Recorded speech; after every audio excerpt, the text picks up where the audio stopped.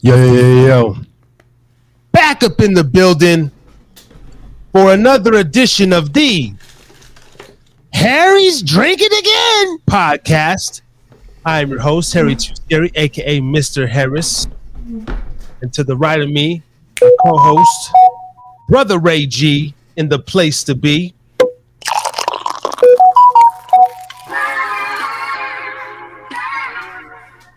And tonight is the 53rd episode, 53rd edition. And we coming back at you, baby. Taking it back to the basics. 1 year ago today,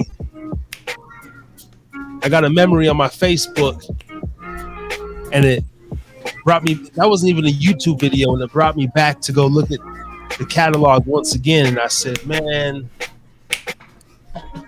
we're almost getting too good. We're almost becoming too professional, man. We got to get back to the basics. So we probably going to get some flows in tonight. We're going to have some man talk.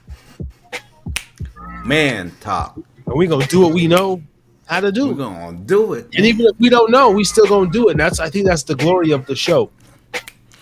We're still going to do it. Ain't nothing going to stop this boat. Ain't going to break, nothing going to break our stride. Definitely gonna play a lot of music tonight, a lot of beats, a lot of sound effects. I got the soundboard hold up here. And Soul. Yes. One of the things that made the show great in the beginning, no need to, but this is Harris's Drinking Again. I'm back on the High West double rye. And I'm back on the good old fashioned Nevada tap water, filtered tap water. Well, I probably know better. It depends. It's not Lake Mead water. It's that good Tahoe water, though. Yeah. You know what? I think they both the same crap tap water. It's okay, though. It's water. I got my... what you got there? Big jug here. And this is, man, we got this natural spring, bro. I'm so lucky right here where I live, man. It's literally this natural spring that just runs down. It's the best water ever. Really? Does it have that sweet tinge? Does it have that sweet ending? Dude, this water, literally the best water I've had in my life. Like, it's just crazy. It's been it's a staple in the community. It comes out of a tree, and it's been there. It comes out of what? This tree. And, a tree. Yeah. Well, they've built, like, the original water source was a tree, and they've built pipes, like, coming out of a tree, and it's spring water that filters down from our mountains up here. And the whole community gets free drinking water, man. So really, the community. See, I just go there. We fill up our 5-gallon jugs, and my mother's been drinking that water since she was a girl, bro. That's how long this natural spring has been running. It's crazy. Wow. I wonder if Utah has like one of the longest living people there. If they have a good, yeah, good life expectancy. I think so. Because I think California got the lowest life expectancy because of all the stress. Yeah, we can probably pull it up here in a little bit. I know Utah has, out of all the states, it has the most residents born here, still living here, out of all the states. So. Well, because Utah, the way they run the state is because it's business-minded state, which is good.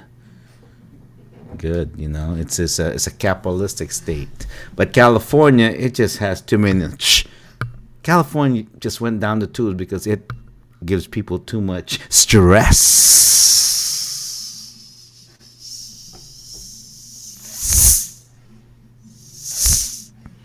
See what that is? That's the air that California punctures in people's hearts and minds, and it gives it lets out the air of wisdom because it's from too much stress. That's a clip. Anyways, Mr. Harris, what you gonna do? What you gonna do when it comes for you, Mr. Harris? Uh-oh. Well, this is a Back to the Basics episode, man. And, I was looking at some other clips, and we've been growing a lot, getting some good traction. But when I analyze back in my mind, I'm like, damn, some of the actual earliest clips or episodes of the show, looking back, were pretty damn good because we had absolutely no care or clue. Now we got a didn't clue. give a flying. Now we got a clue and a care. I've been definitely caring a lot more about the brand. Yeah, conscientious. Absolutely no topics tonight. Actually, you know what? I think what it is. Okay, no. Actually, let's look back in the year that we did. Okay, let's look back on what we gained, what we kind of like shaved off a little bit, and I think we know that, and why that is, and then let's just give our viewers and listeners out there, especially those who are either already got a show or they're figuring out how to ramp up the show. Not that we're doing anything super magnificent, whatever, out of the norm. No, we're not. We're just doing what everybody else. But if I always feel like that, people in the same field that we are, if they're trying to basically capture the market, if there's anything, any tidbit they can learn from our system, hey man, more power to you. We support you. And vice versa. Yeah, the little podcast network that we're in, man, I've been learning a lot, bro. Seriously. All the collaborating that's going on, man. Shout out to everybody else, Who They Want, DJ Steady, Ryan. Serious. Ryan Beeline, DJ Steady, Philly D, and Gemini. Rico. Oh man, shout out to fucking Rico for putting together Rico Chong, man. I'm gonna give him his flowers as soon as I dropped it. I'm gonna make a post, but shout out to Rico Aviles for making the Tommy Chong even possible. That was a fucking super late. Yes. Alley-oop. So shout out to him. Thanks, Rico. That shit was fire, and we still gotta get on his show. Man, we gotta get on. We his do, show. man. Yeah, Rico. I remember Rico was one of the first interviews, I believe, and I was in my garage freezing my ass off because I didn't have it in my room. Remember? And I just came to Reno from Hawaii. Yeah.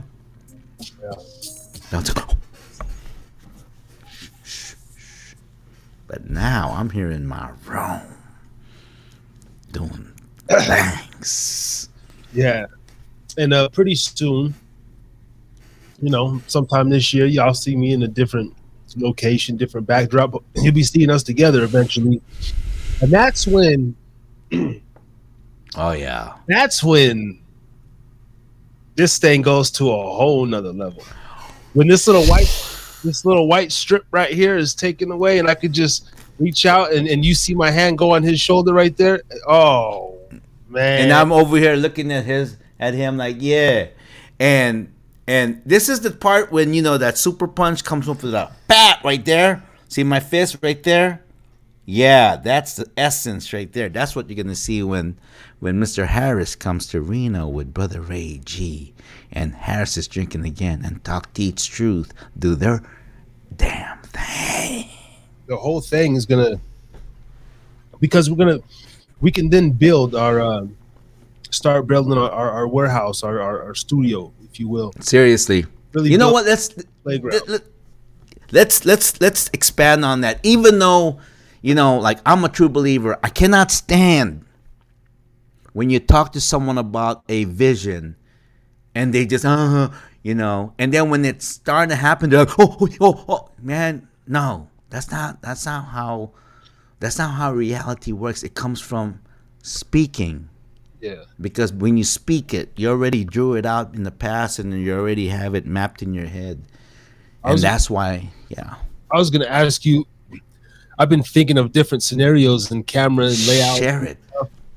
How maybe some episodes we're side by side, but then other ones, when we get like into our, the brother to brother, like we can face it where we're sitting directly across from each other. Yeah. And then a dark backdrop and maybe just a single light or something like that. So, it'll show the profile of our handsome faces and just the brother essence. And this is something I've never seen done yet. I'm going to verbally trademark it on air. This is my idea. Okay. Two of them, but I'm going to say the one first. I want to do a podcast where it's just like we're going to put up a curtain, some bright lights, and it's just the silhouette of us. And you hear our voices. You do not see our actual physical body the whole time, but it's a silhouette to where it's so clear that you can pick out from the side. You can see our movements of our face, of our lips. I don't know. I was thinking about that too. It's almost like a shadow kind of stuff. Like maybe the light is on the outside, we're on the inside. We're like like you said, a silhouette, like a shadow. I don't know. It just came to me. I was like, I like that, dude. Just to give a different, because there's so many things I want to try when we link, bro.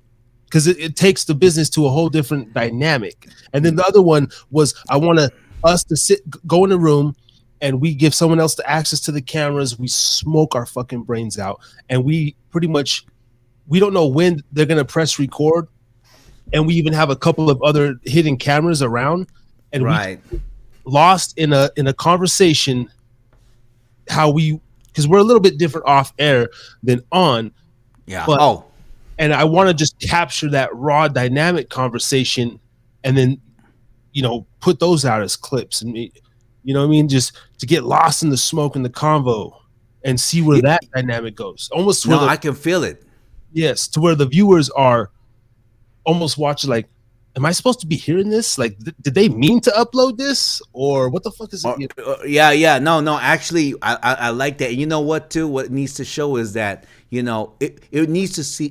People need to see more of our movements, like we're dancing and everything. Because I think this whole podcast thing is like this whole dual vision, and we're in front. I mean, that's good, but that's that everyone's doing that. Everyone's doing that. Why? Because dudes are like. They're embarrassed, man. I'm not embarrassed. I want to dance in front of the camera. I want to teach the whole world to salsa dance and do that. Do the funky chicken and get funky and get down and get loose, man. You can stay seated down. I'm going out there. I'm waving my arms. I'm riding to the beat. Whatever. It's gonna make them. Why I know this works? Because, bro, the line of work I'm in, I deal with people with disability. And they be loving my essence, bro. I be getting them excited and everything. When they go like that, I get excited, dude. And so we know what makes you jump, bro. Yeah. Shout out to Ulysses Luna, aka Pit, PIT up in the building. Shouts out to Harrison Drinkin. Keep the growth coming. Nothing but love. Thank you, man. Love tonight. Salute. I got the package in the mail from you fellas. All man. So shout out. I got nothing but love for you, baby. We got a newbie up in the building. Amanda Turner, Washington State. Kisses. Amanda, what's up, baby? Thank you. That's what's up. Harrison Drinkin Again podcast. Amanda. Before, but shout out to you. We go live every Thursday. If you feeling the content and the vibe. Amanda showing some picture. What's up? Can you blow it up? I want to see Amanda, man. Is she a hot little mama? Hey, man. Hey, you know what? If I tell you what, man. If you're beautiful, man, Harrison Drinkin Again. We ain't ashamed to tell you that you're beautiful, sexy, fine, and all that stuff. Yeah. Get up in the gizzards. I used to live up in the Washington area for a little bit. Shout out Seattle. I've been to Washington. Yes. Beautiful place. Coffee town. Like it.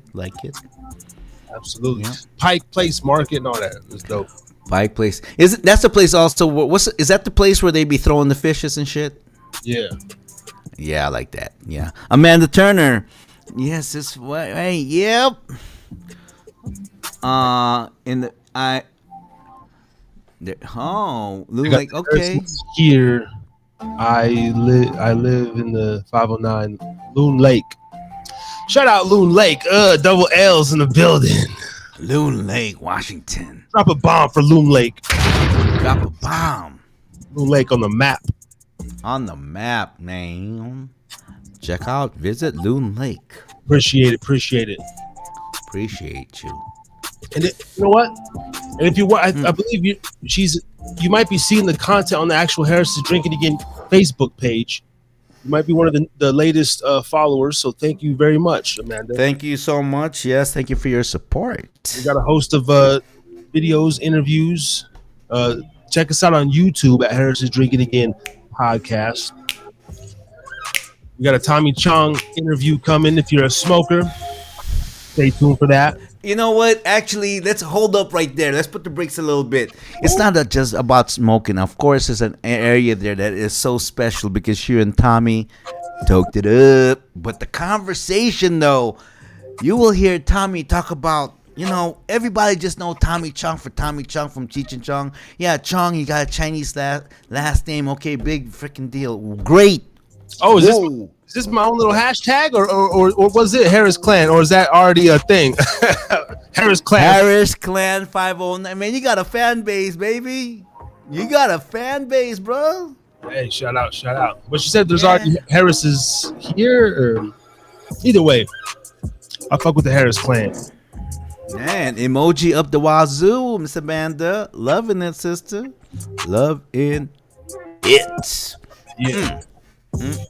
But no, it was a great conversation. You dropped a lot of jewels, and we got some exciting guests coming. My publicist has, advised me, not to say nothing until it's basically in the can. But I got some jewels coming. We got some jewels coming. Well, okay. Before we go there, I know we do got some jewels coming in. Let's talk about. I'm sorry, man. I haven't eaten, bro. I gotta. All right. I'll mute you for 2 seconds. Let fucking Rage shoot. This ain't no ASMR video mukbang. We're gonna start a Harris is Drinking Again mukbang channel. You imagine? Hey, if you did that though, and we come on the thing eating noodles and. Doing all that slurping and shit for the people that love it, man. Okay, put me back on, damn it. Okay, it could be a fetish, man. Plus, not only that, too. You know what? Maybe that'll work because if you watch me eat, it's gonna make you hungry. Yeah, make you hungry. Yeah. See, Miss Amanda likes it when I eat. You know why? Because when you eat and you got chocho lips, anything you eat, it's probably saying so much better. Probably saying yeah to the mukbang idea, Whatever, dude. Okay. Just be sipping. We're up on that chili guava cider. This shit's chili guava. The spicy kick, with a little sweet tang, little pooty tang. Chili guava. I had guava juice. Real good in Hawaii. Very popular. Yeah, man.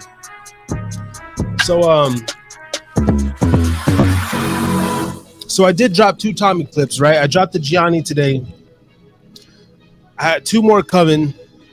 We have a gentleman. We had a drone pilot on a couple weeks ago. His interview will be out tomorrow. OG. Premiering at 7 p.m. Mountain Time. That's 6 Washington, 6 Vegas, some 3 Hawaii, some shit. And that's really interesting because we're starting to cover the span. I even talked to might have a possible sponsor? Chiropractic. I might have chiropractic come on, talk about some body shit.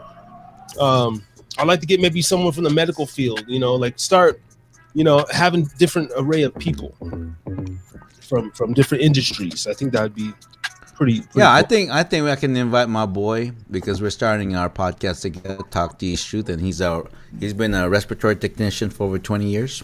I think he knows what he's talking about. My boy, Mr. David Corte. The Ghanaian firecracker. That's what I call him. The Ghanaian firecracker. Shout out to Ghana. Yes. So, all right. We're here. Episode 53. Episode 53, man. 53 weeks in a row. We ain't missed a beat every Thursday night. We got about 185 videos up on the channel. 53. Yeah, we're at it. I don't know. Myself, this is literally officially year 2. We're 53.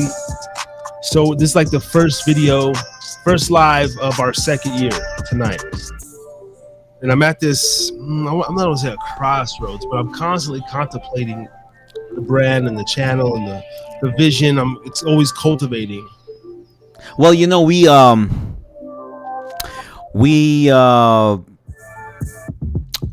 always been talking about, you know, from the whole year and what our perspective is throughout the whole year.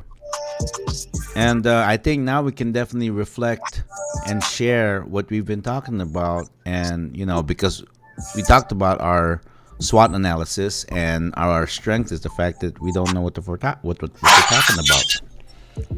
That was our strength. Now, again, we have to probably start another SWOT analysis, and after a year's been passed, because we did the SWOT analysis exactly, I believe, halfway. Episode 20 something, right? Something there. 20 something, halfway through, halfway between the year. So it's funny, we did things that are wasn't intentional, but it all lined up on the right perfect time. And I guess that's another thing about when you're the most thrilling part about, I call it success, is not knowing that you are actually succeeding. What the heck is this? Application launch to drive. What? What's up? Something. Yeah, so we're that the whole process of actually just going with the flow and not really knowing what you're doing, but yet things are moving along, right? We went through a lot of that, like, oh, maybe this and that, and then next thing you know, oh, okay. Yeah. I don't know. It went by so fast that I'm still in the moment. Me too. Year, it feels like 6 months. Feels like very short. But what about our engagement style, though? Like, what's our takeaway from that? Like our conversation, like different from regular, person to person to like a podcast conversation we're doing now. Like, you talked and I talked and you talked. The engagement sequence or whatever. Yeah, it's gotten better. I was listening to episode 1. Shout out if we have any listeners on Podbean yet. You can go to Podbean. I'm soon gonna pay for the premium. The Harris Drinkin podcast will be up on Spotify, Apple, every fucking where very shortly. But episode 1's on Podbean now, and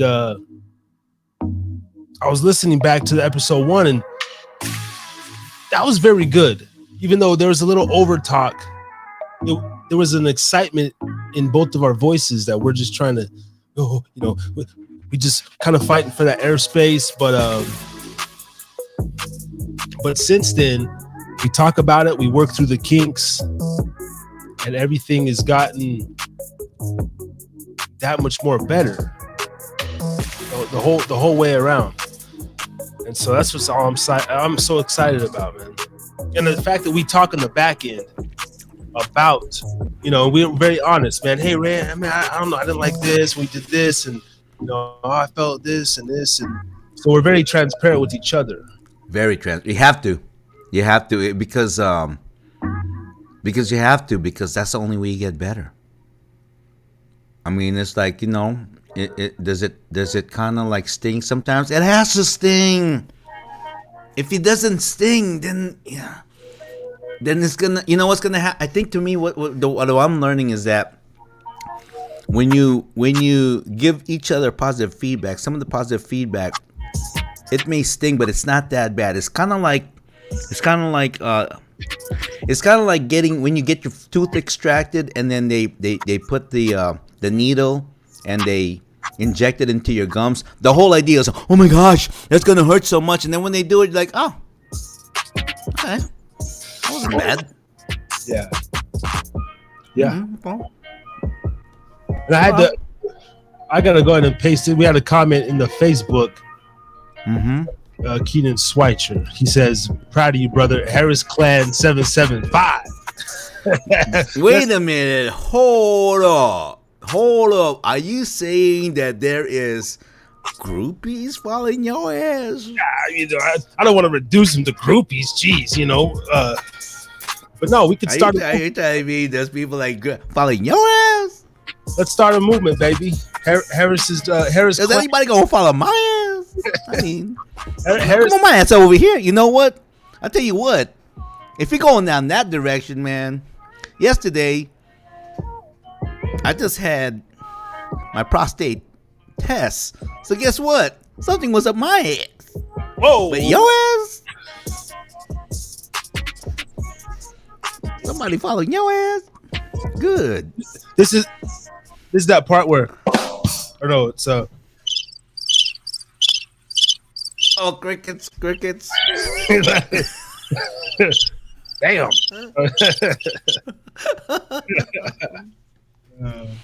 Look at that, man. Proud of you, brother. Harris Clan 775. Keenan Schweitzer.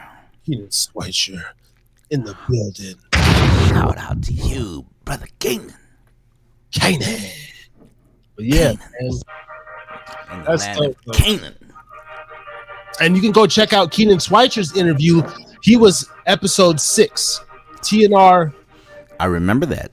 006. Right. From West Wendover, a.k.a. White Boy Max. Very good brother. Very good brother. Very good, brother. That was a very good interview. Because you guys talked about history over there. It feels good when you have people around you that you have history with, man. Yeah. Yeah, and people that, have seen my musical journey or see me attempt to have somewhat of a musical career early on, and now becoming a father, and then coming back around to this podcast media circle, and now a year in doing this consistently, I haven't strayed, and it's very reassuring, and I appreciate it. No, seriously, man. It's a full-time job, but it's not scary. Don't get scared. In fact, it's exciting, right? Because I look forward to your top of the morning. I look forward to that, man. Your top of the morning to me is kind of like every morning I give scriptures, have a blessed day. I have that, and I'm doing that on my Instagram. It's good to have a ritual when you wake up every morning, man. It's good to have that. It's very healthy. Very healthy, I believe. Yeah. Yeah, the most successful people have a nice either ritual or even like a lot of people have mantras that they say every day. Yeah. Yeah, ritual, mantra. Yeah. Do you have a personal mantra that you say all the time? I don't have to yourself? I don't have a mantra I really say, but I read a mantra. Like I have a little thing hanging up in my bathroom. And it says, what do I say? Take pride in how far you've come and have faith in how far you can go. I read that every day. Right. Yeah, other than that, I just talk to myself like a nut. I mean, I literally have full-blown conversations with myself, just like I'm doing a podcast. I answer myself. I work stuff out. I pretend that I have a colleagues. Sometimes I pretend I have like a team of imaginary people, and I'm spouting off ideas in my head, whether I'm driving or even when I'm working, man. I pretend I got a shadow buddy behind me, and I'm always talking. I swear to God. Damn, you is crazy, man. You crazy. Nah, you know what? I do the same thing too. When I'm in the bathroom and I'm over here taking a shower, oh yeah, I'll be talking to like thousands of people motivational speaker and all that stuff. And not just motivational speaker, man. I be pretending like, like I have a huge audience listening to me and all that stuff, talking about kind of like what we talk about over here. Yeah, I think that came from being an only child. Also, I was just always talk to myself. I've always been in my head. I've always, had to play by myself and come up with imagination and imaginary friends. And I just took that with me into adulthood, honestly. And I love No, it. actually, you know what? I back that up because I wasn't the only child. I have an older sister who's 2 years older than me, but my sister was bougie. She always thought she was better and everything. So we were close, but we were not really close and everything. And kind of different. She was a studious one. I'm a goofball. But I think overall intelligence in all, and I don't look at intelligence like I don't give a flying fuck if you graduate from this and that with got doctorate and this and that. That's great. You paid your education. I respect the ones that got like someone who can make adjustments. That one has common sense. Someone who can basically relate to any walks of life. That's what I consider. I don't give a flying fuck about IQ. Fucking IQ. I don't have a very high IQ. I'll be the first one to say that. But my EQ is off the charts, bro. My emotional intelligence off the charts, man. And that will always beat IQ. EQ will always beat IQ. You can keep your IQ, man. I don't give a flying fuck if you're like Einstein, freaking 170. What? You can keep that. I'm keeping my EQ. I can keep my EQ where I can talk to the most bougiest motherfucker, and I can talk to the one that's the lowest of their thing. And you know what? That person and I become friends for life, man. That is treasure. That is wisdom. Yeah, yeah, yeah. It's good having a good mix, right, of street smarts, of the book smarts, but that savvy shit, man. That the intuition, knowing what's up. Having that keen, that feeling, knowing when knowing when to leave, knowing I don't know, something not right about this motherfucker. I'll take that one too. Yeah, because the way I see it is this: leadership, true leadership is this: you hire the people with high IQ. I hire people high IQ, higher than mine. Be smarter than me. Be able to remember stuff. Be able to do math. And I love that. I want you to be smarter than me and that kind of stuff. But on the EQ, leaders and kings. And my mantra for myself that I say to myself all the time: I'm a king. Yeah. You're a king, Ray.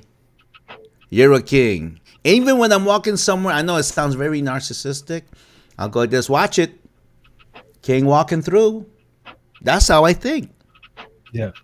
I think like that in my head as well. All And day. I have this feeling in my head too that it's gonna sound stupid and crazy, of course, but I literally feel invincible to a certain degree.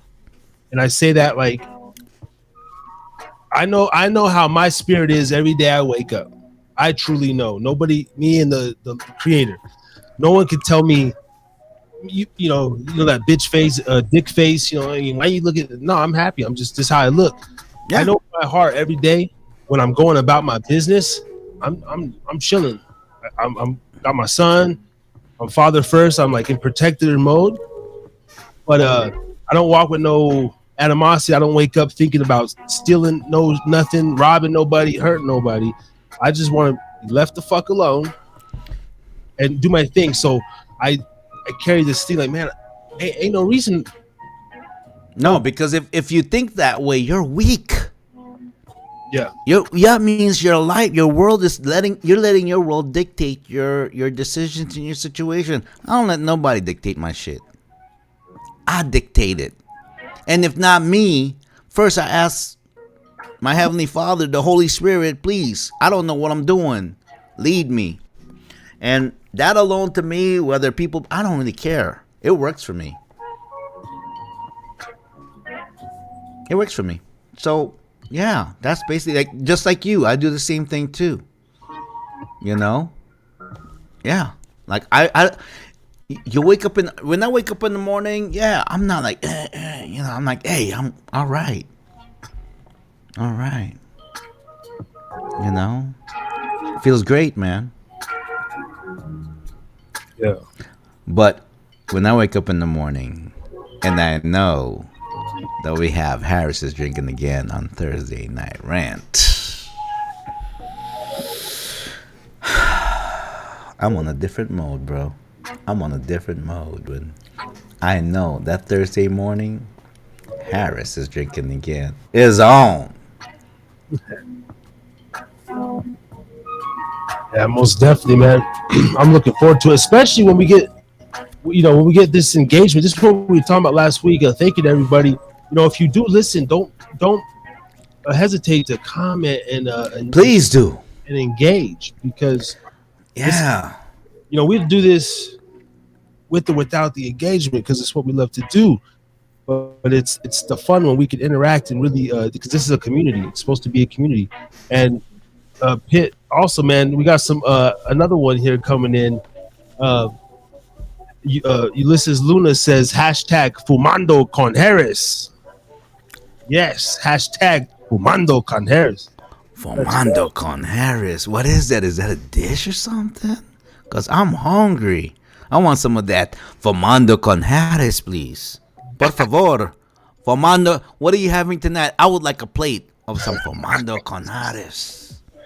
Simon. Fumando con Harris, please. With a side of rice. Okay.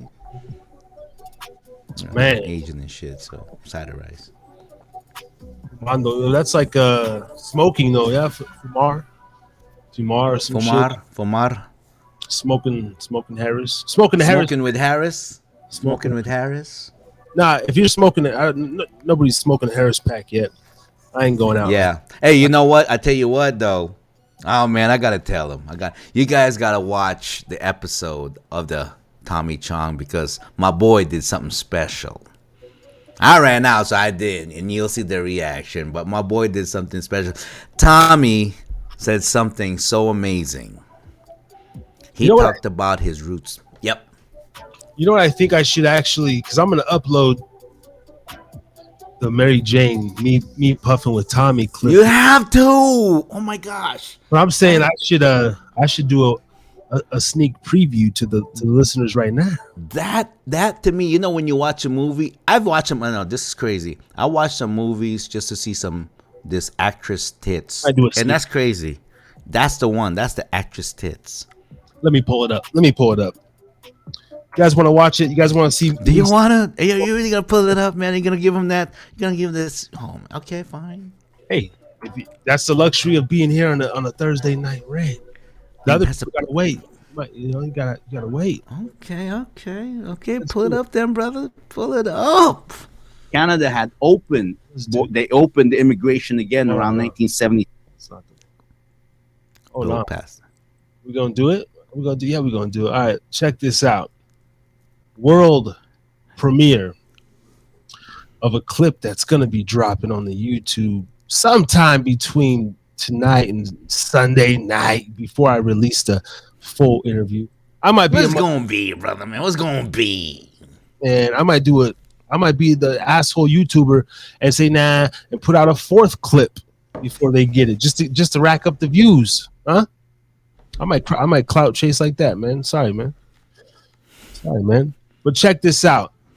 I don't know who we got up in the building here, but this right here is going to be a world premiere. Let me know if you can hear this, brother. Can you hear this? Hold on. That you have one of your icky sticks next to you, and can you hear that? Mm-hmm. All right. Loud and clear, brother, man. Pull it through. All right. Let's do this. Oh. Special clip. Which just hasn't been out there. So tonight, if you are listening to Harris is Drinking Again, watch this memorable classic. All right. It's a 2-minute and 23-second clip. I'm going to sit back and historical. Take a hit myself and relive the moment. Harry Too Scary puffing with Tommy Chong. I'm hoping that you have one of your icky sticks next to you, and we could smoke with you on Harris is Drinking Again podcast, brother. There you go. He's ready. I got a joint. And I got a pipe. Okay, I got one. Smoke on camera. Oh with man, Sean. you I got one. guys. Oh, You guys. Are we doing man, this? That's just not fair, man. Come, This here? man. I ran out, dude. Man, I ran out, man. Man. Hey, this is a legendary moment. Salute. Wait. Keep the editing. Oh man.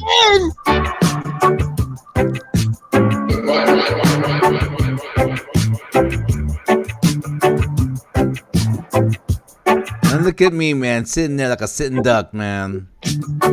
Naked. Sure, no problem. This is the best Fire up everywhere I go. workout with I've had in my life. I mean, when everybody lists, who you want to smoke with. I mean, it's Tommy Chong, it's Willie Nelson, it's Snoop Dogg, possibly Redman, all these guys. This right here is groundbreaking. You got Oh man. Who is your all-time favorite? If you had to give a top five, you're stranded on an island and you only got 5 people to smoke with. it. I think they'd all be female. I'll be female. This is what we're killing them with is these Cheech and Chong Cruise chews. They're gummies that have a trace amount of legal amount of THC. Okay. And so I get my THC with the Not gummy. only did he smoke it, he also took a nibble. Yep.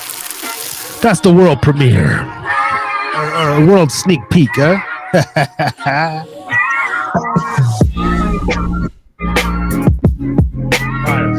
Harry's drink. Fire. So yeah, I hope you guys enjoyed that, man. If you caught that, you caught that. I love it. I should have probably started the show with that, so more people could have seen it. But they'll see it when I upload it. So Yeah, man. And it's funny because I puff all day every day, but for some reason, we got off that interview, man. I was like more blown, man. It was maybe just the aura of the whole thing. Like, bro, you just virtually puffed with Tommy Chong, the legend. puffing master. I mean, when I literally think of weed, and I tried to cover that in the interview, Mm-hmm. I think of Tommy Chong, Willie Nelson, Snoop Dogg, Yeah. like off the bat, and then I go to Redman, Method Man, Mm-hmm. Devin the Dude for hip hop, Devin the Dude, yeah. and then it's like of course, I mean Cheech and Chong, but when then you go down and you can name off hella weed advocates, but there's like, oh, you know what I should have asked him, other than yourself, Tommy, who if we're gonna make a weed Mount Rushmore, who's on there? That's what I should have asked him. Yeah, that's true. Yeah. But yeah, what do you think, Tommy, Willie, Snoop? Oh, I think all their faces are gonna be there. I mean, he's gonna be one of them. Tommy, of course, Tommy, Willie, Snoop, and Tommy, Willie, Snoop. There's got to be a fourth face, man. I can't think of one right now, man. I mean, I can't think of any that are. I mean, we can say Devin the Dude, but he's not as. I mean, yeah, shout out to Devin the Dude, but you're not Willie Nelson, you're not Snoop, and it's weird. Who's a big I mean, for the newer kids, like a Wiz Khalifa would be like a modern day. Yeah, it was Khalifa. Red and Meth. Yeah, it's weird. Who are some other big time actors? You know what? The next one, and probably they're not around. Okay, so let's just talk about us for a second here. Okay, like, what do you proclaim yourself to be? Like in this, in this spectrum of life, like What position would you like to brand yourself? Let's just talk about that Burner, yeah. because I have a pretty good idea. Yeah, let's brand about that. Like when say for instance you're gone and they remember you. Like, what do you want to be known for? I mean, really, I want my words or my voice to be left in a way to Right. where, at the very least, if I could be found an entertainer, like, yo, this guy was a natural born entertainer, no matter what realm it was, whether it's hip hop, podcasting, speaking. I'd like to be known as an entertainer. You know, if we're talking, Entertainer. just more broad, even on the superficial level. All right. I mean, I assume that's what you're asking, like in this very specific like legacy. I mean, Well, they like you're known for, and I don't want to talk about like, oh, he's rich and this and that. It's not about that. It's about like impact. what an impact you had into society. Yeah, impact. And I would like to be known as a pioneer from Nevada, as someone who gave jobs, someone who opened doors. I want to become a gatekeeper. That, you know what? Hey, man, no, wait. Before you even go farther on that, man, watch what you're saying, bro. I mean, I'm not saying that in a bad way. I'm just saying that, like, watch what you ask for, because that's some heavy stuff right there. I know. Think about it. I know. Gatekeeper? I want to be a gatekeeper. Gatekeeper? You sure you want to take that role, bro? For real though, I'm serious. Are you sure you want to take that role? Because that is gatekeeper, man. You're the one that's you're gonna see things before anything happens. You're the ones that are gonna decide, okay, are you gonna enter or not? Because if you do and something happen, it's on you. If you do something happen good, it's like that's the guy. And I say that I honestly think I would be good in that role because I'm very rational, pretty logic, and unlike some of the other gatekeepers that get the evil rap or always screwing people over, Yeah. I believe there's a way to do it to where he's one of the good guys, as good as he can be, to where we can open those doors for people, and if we close a door, it's like for a good reason, because there has to be some sort of men in the real men with like some values that's like, what, this guy over here really fucked us, or he's just he's a shitty human being. So you know what? Let's go down to that rabbit hole because I want to get in that topic right now, brother, man. Because you know what, man, let's go down that rabbit hole. You and me. Go down that rabbit hole. Because I'm not gonna name any names. I don't need to name any names because all I'm about is I'm just defining character. Because I'm huge on character, man. I'm huge on a personal character because your character is what etches you, like who you are in society. Your character is also what creates your aura and your glow in life. So. Okay, I'm just gonna open up with this, okay? When you know someone that's got some type of situation in their life, maybe they, maybe they weren't, maybe something happened that's, and they were not blessed or something happened with them, and maybe in the beginning they talk like, oh, this and that, positive and all this stuff, but in reality they're actually like conniving, toxic, and just negative. And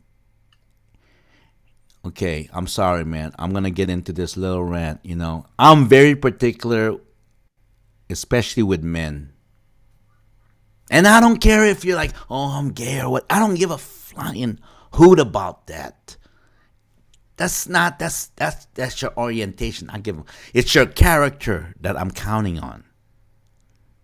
Whether you're like you're a man with disability, a handicap, maybe you're whatever, your amazing, your wisdom, all of that stuff. Let's talk about your meritorious character. That weighs a lot on me, man. That's why I'm, especially when it comes to men. And I'm not separating women. The same thing. It depends on how they want to be treated. If a woman wants to be treated like, she's just as equal as a man, well, I'm fine with that. But be ready. Be ready when you meet a real man. That's gonna say stuff to you that you probably don't want to hear. Just be prepared for that. You know what I mean? Yeah, because because this week I really learned, man. Like I told another man, I'm gonna talk to you man to man. I'm gonna look at you in the eye. And then in the end, that person goes, man, I'm tired of your man to man, and walked out. And I'm going, you know what? Or rolled out, or whatever you call it. And I go, wow, okay, that's fine. That's your prerogative. But that left an indent in me about that person. You're like, dude, you ain't true, dude. You ain't true. You're a weak little speck that is like lame, dude. Because I told you ahead of time, I'm going to talk to you like a man. I'm going to look at you in the eye. And we're gonna just talk man to man. In the end, I'm tired of your man to man, and walked or rolled out on me this week. And that right there, I'll forgive you. I still love you, but it's hard to take that back. It's hard to take that back, especially coming from another man. You feel me? As a man, a lot is weighing on your shoulder, which means your character. You have to be a man of your word, a character. And you can say, oh, that guy is wrong. You can say all of that stuff. No. You said, I don't want to talk to you man to man. And you turn around like a wuss. And you walked out on another man who's just trying to do what's right at that particular moment. I can't respect that. And I can understand if a child is doing, sometimes you talk that to your son, and your son is only like 8, 10, 12. I get it. But if you're a grown-ass man, especially in your 30s, and you do that to another man, fuck out of here. Get the fuck out of here, man. You ain't worth my time, bitch. Yeah. I don't know. You may disagree, whatever, but that's how I feel. Is that a weak man trait then for you? Absolutely. Yeah. Absolutely. And what's sad is that, I've been dealing with a lot of, and it's not just I'm dealing with regular, like now it's not like I was dealing when you guys were younger. You guys were different. You guys were all, somewhat normal. I'm dealing with people with situations right now, mental, physical, whatsoever. And I'm realizing, you know what? Okay, you've been walking around this world. Everybody's feeling sorry for your situation here. But then what takes away what takes away the beauty from that is the fact that you actually taking advantage of that. Now you're like good because people are gonna help you out. They're gonna feel sorry for you. Now you're taking advantage of that. I can't respect that, dude. Oh, cause I'm this, this and that. You know what? There's gonna come a time in your life where you have to be accountable for everything that you do, irregardless of what situation you're in. Whether you got a physical handicap, whether you have a mental handicap, whether you have a situation with the way your behavior, mental, whatever, whatever kind of physical, whatever you have. You know what? Intention means a lot.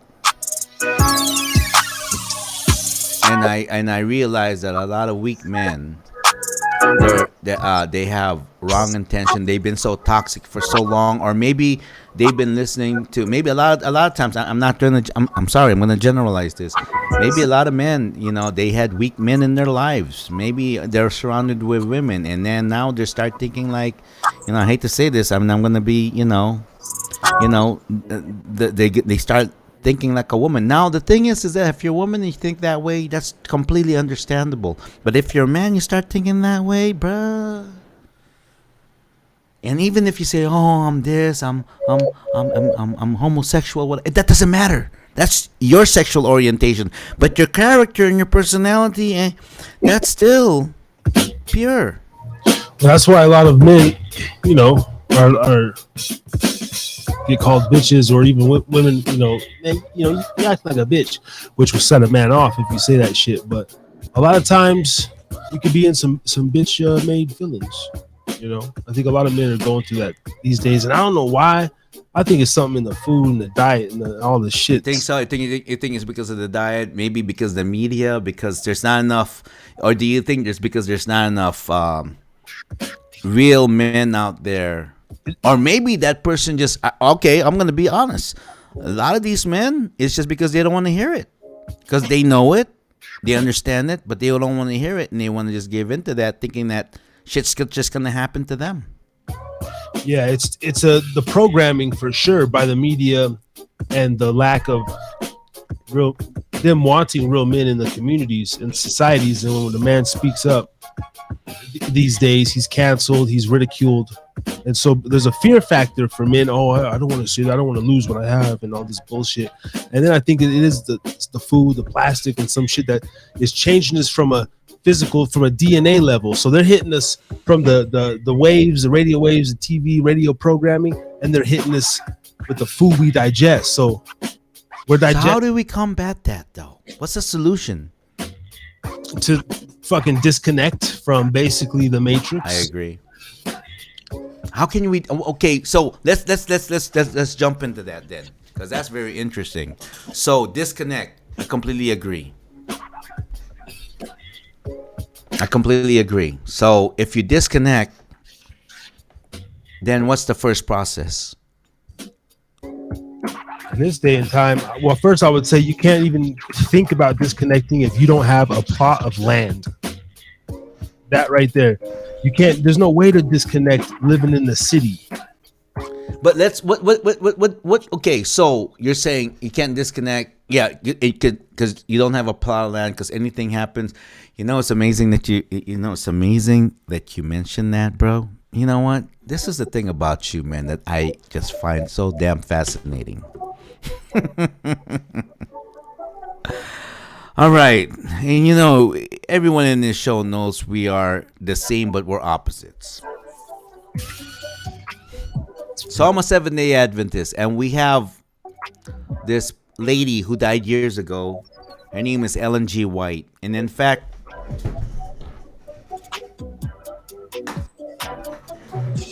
I'm reading one of her finest books called Great Controversy. And you know what? You talk about like Illuminati and what's the name? What's that thing? What's that word you always say? Illuminati. What's that word? The elites, the Freemasons. Yeah, but what do you call that? What do you call that? Gosh, I'm blanking right now.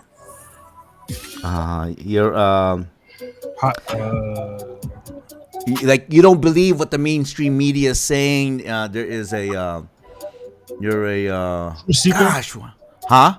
Truth seeker. Okay, let's call it truth seeker, right? Truth seeker.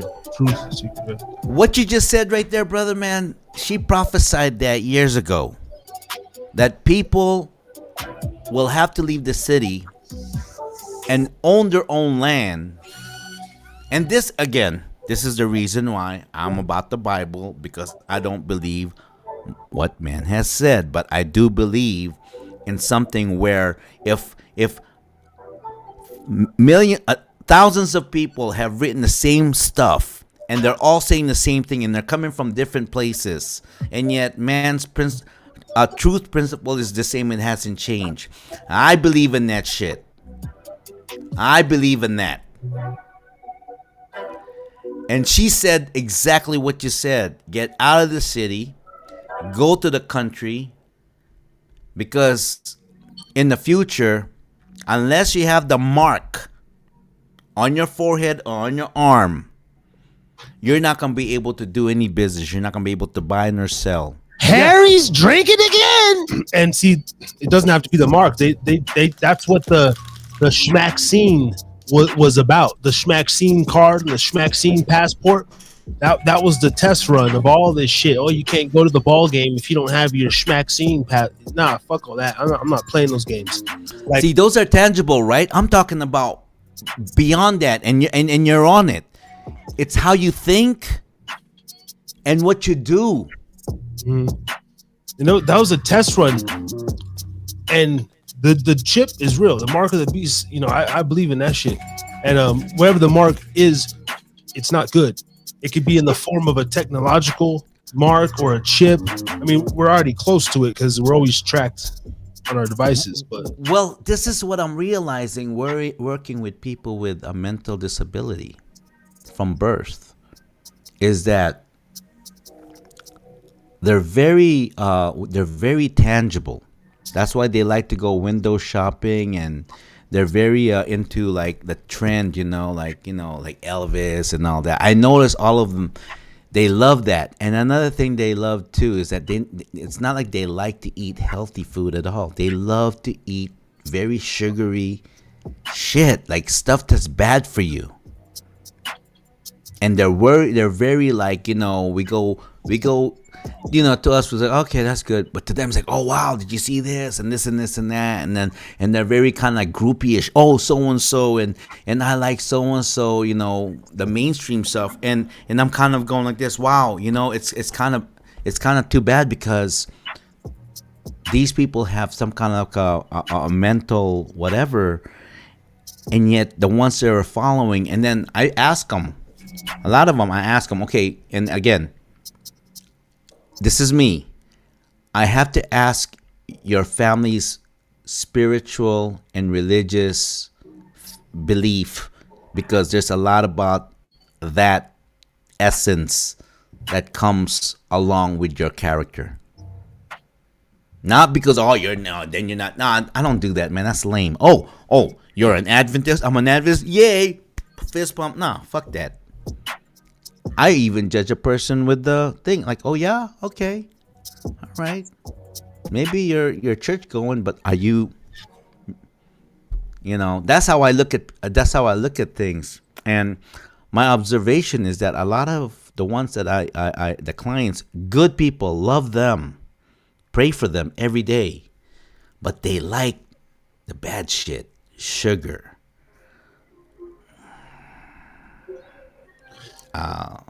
They just horror movies. They love horror movies. Yeah, let's talk about that though. So for someone like myself, I consider myself like very alternative kind of guy. Like I drink and all this shit. I'm just sitting there getting sugar through alcohol and all that stuff. But I don't use, I use pink Himalayan salt. I use brown sugar or honey or agave. There's certain things that, even though it heavily, I don't like vanilla ice cream. I don't like grape jelly. Like the most common stuff, I don't fuck with. I don't do a lot of white anything when it comes to food. Even my dairy, racist. I've been drinking almond milk for well over a year now. Me and my son, because I love my milk, and but I love almond milk. And I won't buy nothing else. So I try to keep myself healthy in those regards. Because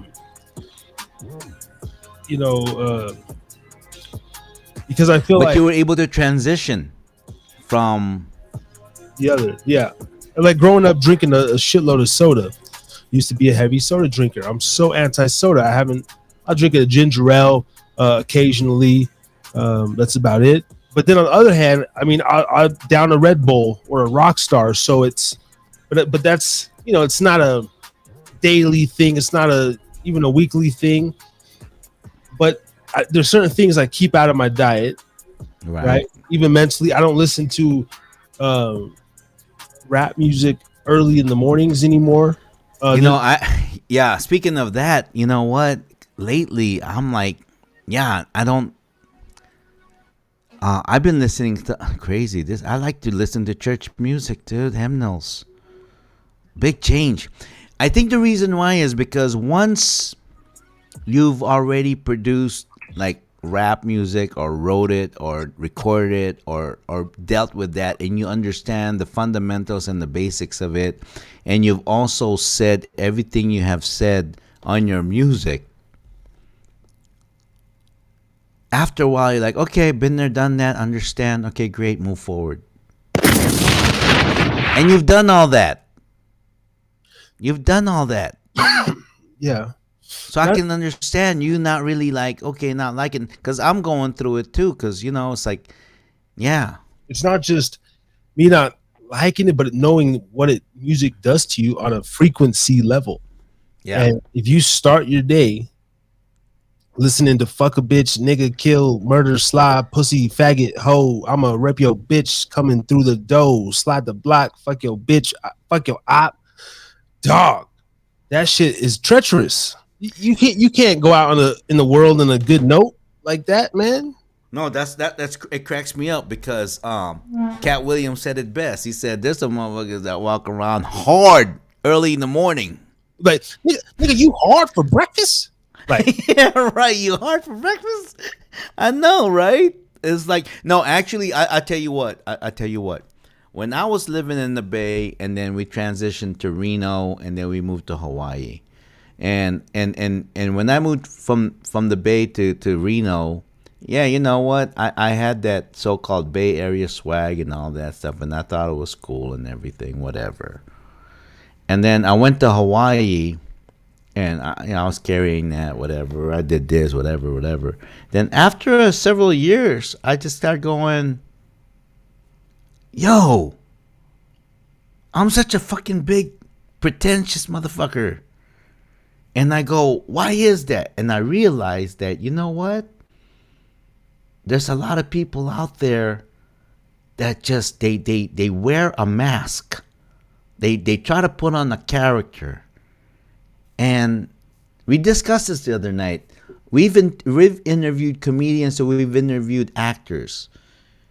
And then you interviewed, and I go, man, fuck actors. They choose a career where it's pretentious.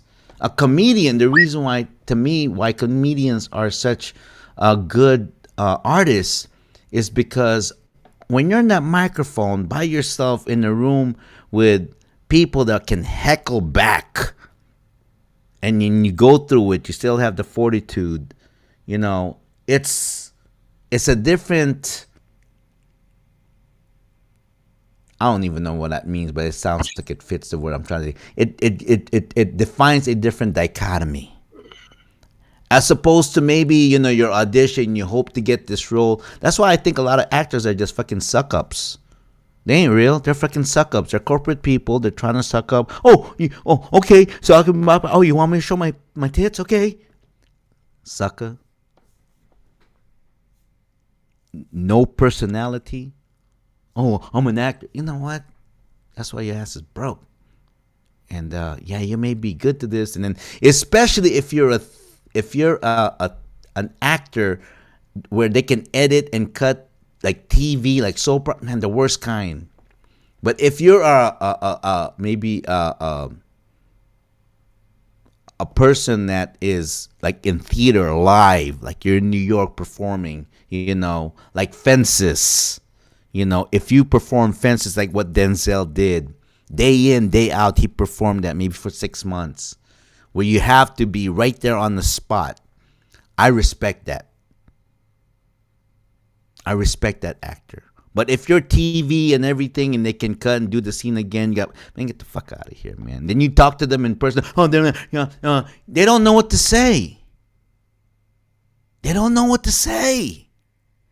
Because they're used to they're used to reading a script. Then they lose their personal essence as compared to a comedian.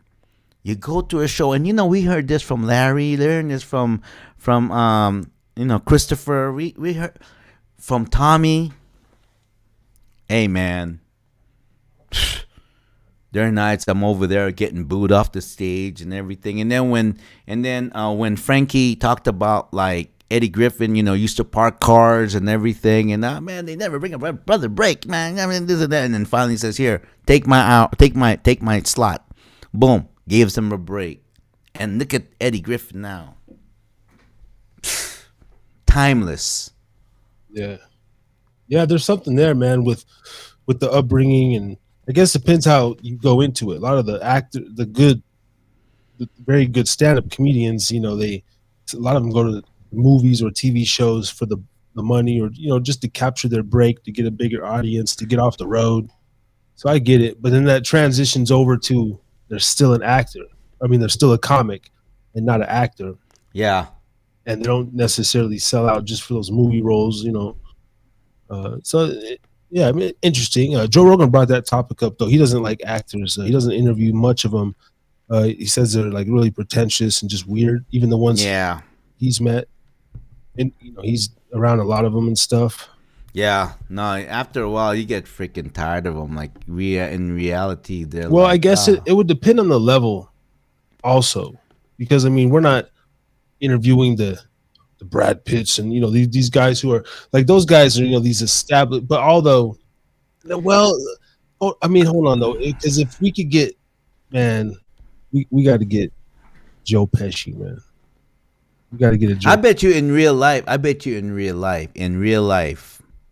Brad Pitt, Joe Pesci, all these people, man, in real life, if you talk to them, they'll tell you what they did and everything. But you know what? It's gonna be dry. I think that's the formula of this show where we're good, is that fuck all that bullshit. We're not gonna have 20 cameras and lights. This is a pub. We're gonna have a drink. Hey Pesci, man, what's your favorite fucking drink, man? We got a bartender on deck. We're gonna whip you up something nice. Yeah. A conversation, Yeah. I mean, it's like, yeah, I might say there was a time when we were like, I'm kind of like, starstruck and everything. Yeah, I say that. But deep inside, man, you know what? You shouldn't bleed like me. You're going to die just like me. You're a human just like me. Fucking relax. Kick your shoes off and just be you. Yeah, but at the same time, damn well that we are in the industry, so you got to play the game. The image is everything. Yeah.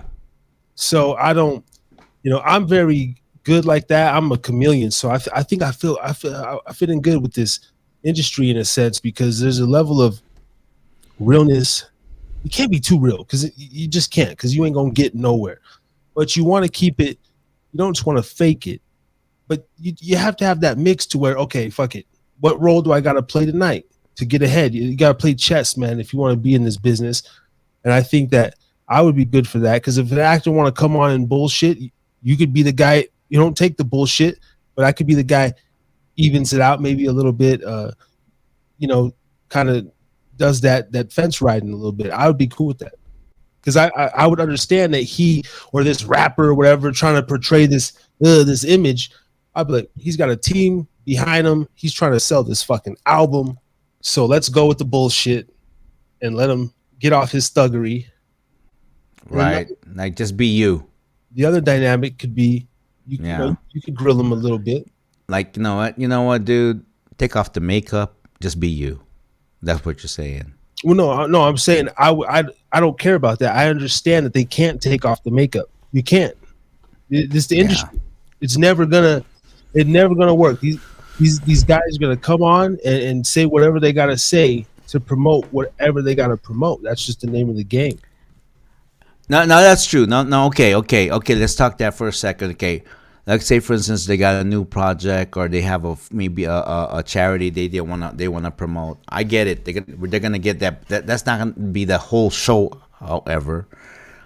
But what I think what Harris is Drinking Again that brings to the show is we'll give you a portion of that where you can talk about that and plug your project, that whatever it is that you're promoting. But other than that, be ready to take off your mask at Harris is Drinking Again. Yeah, and I would like to just just even to a comfort level. You know, because there's certain rappers that they only go to Breakfast Club, or like when they're doing their media runs, they only go to $1 million worth of game, or Right. some rappers only go to academics or Big Boy out in LA.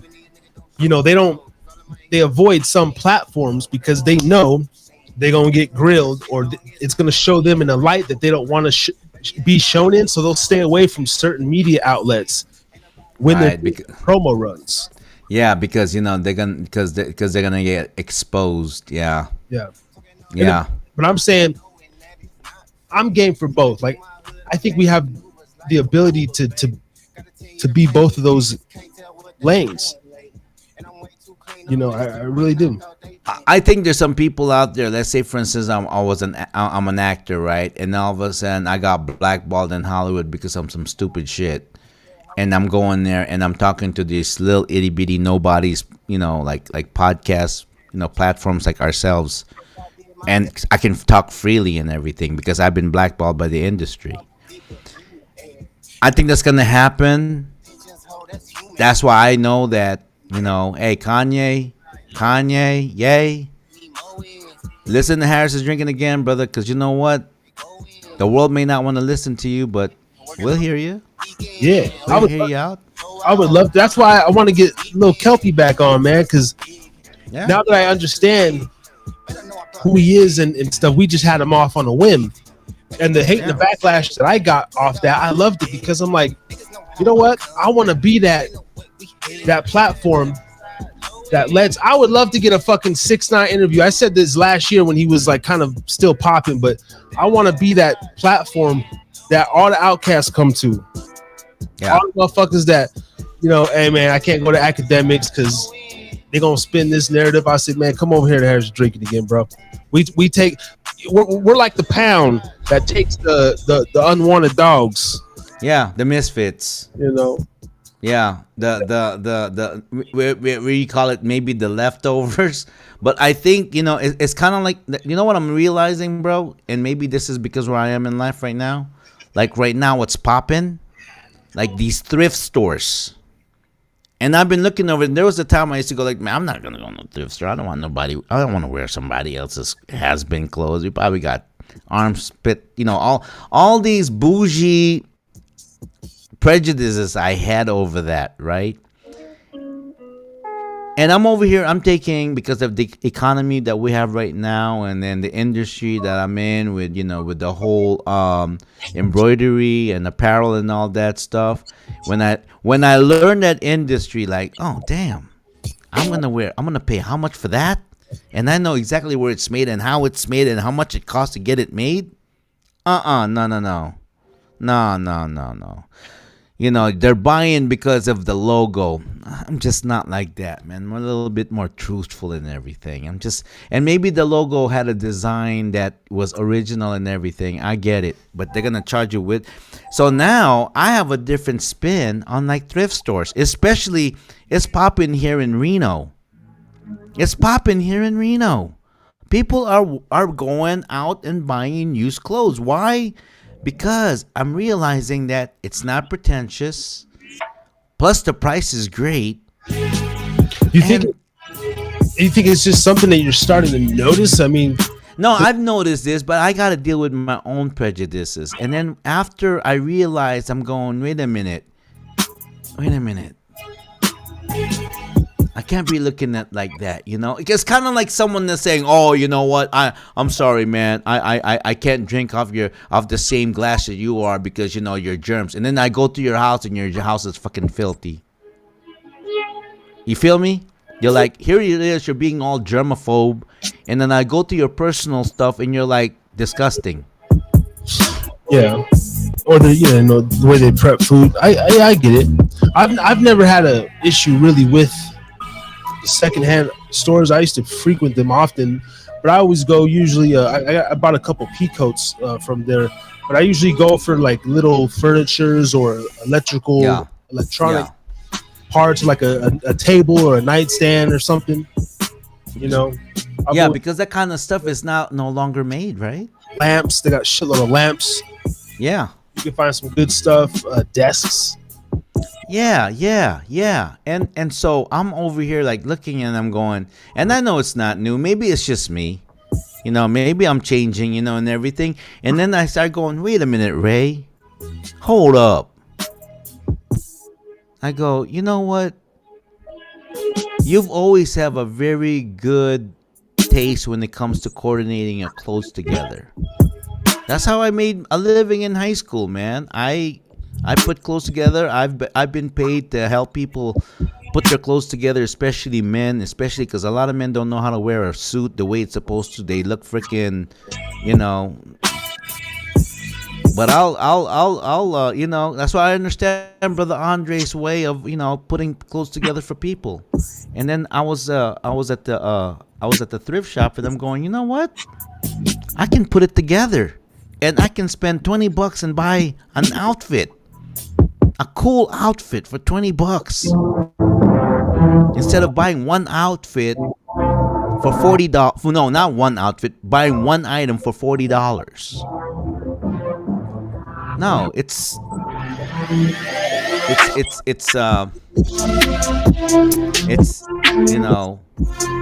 you can buy fashion. You can buy fashion, but you can never buy style, bro.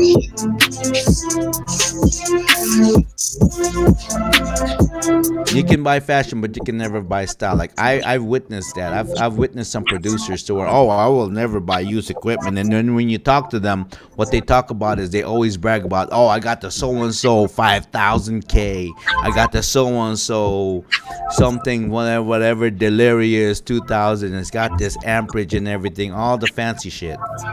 Okay, cool, man. Let me hear your recording. Typical, uncreative.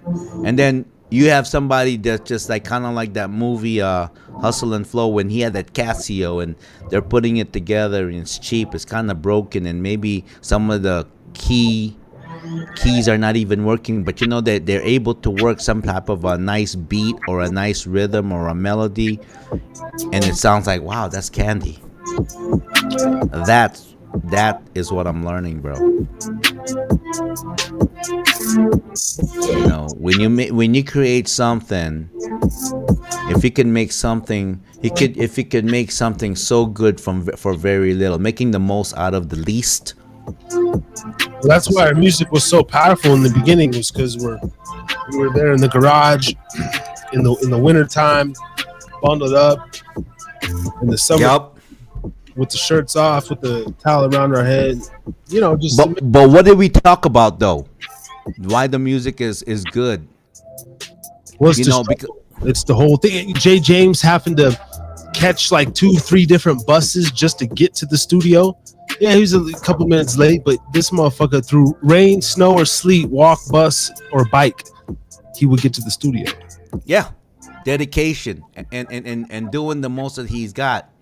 A lot of times I think artists were just like, because they have the crew, they got the cool crew, they got this open for so and so, and then and then maybe they blow something like really nice, like some good herbage, I'm feeling really good, and then you listen to their music and they thought it's all hype because they're all pumping themselves up. We were always the underdog.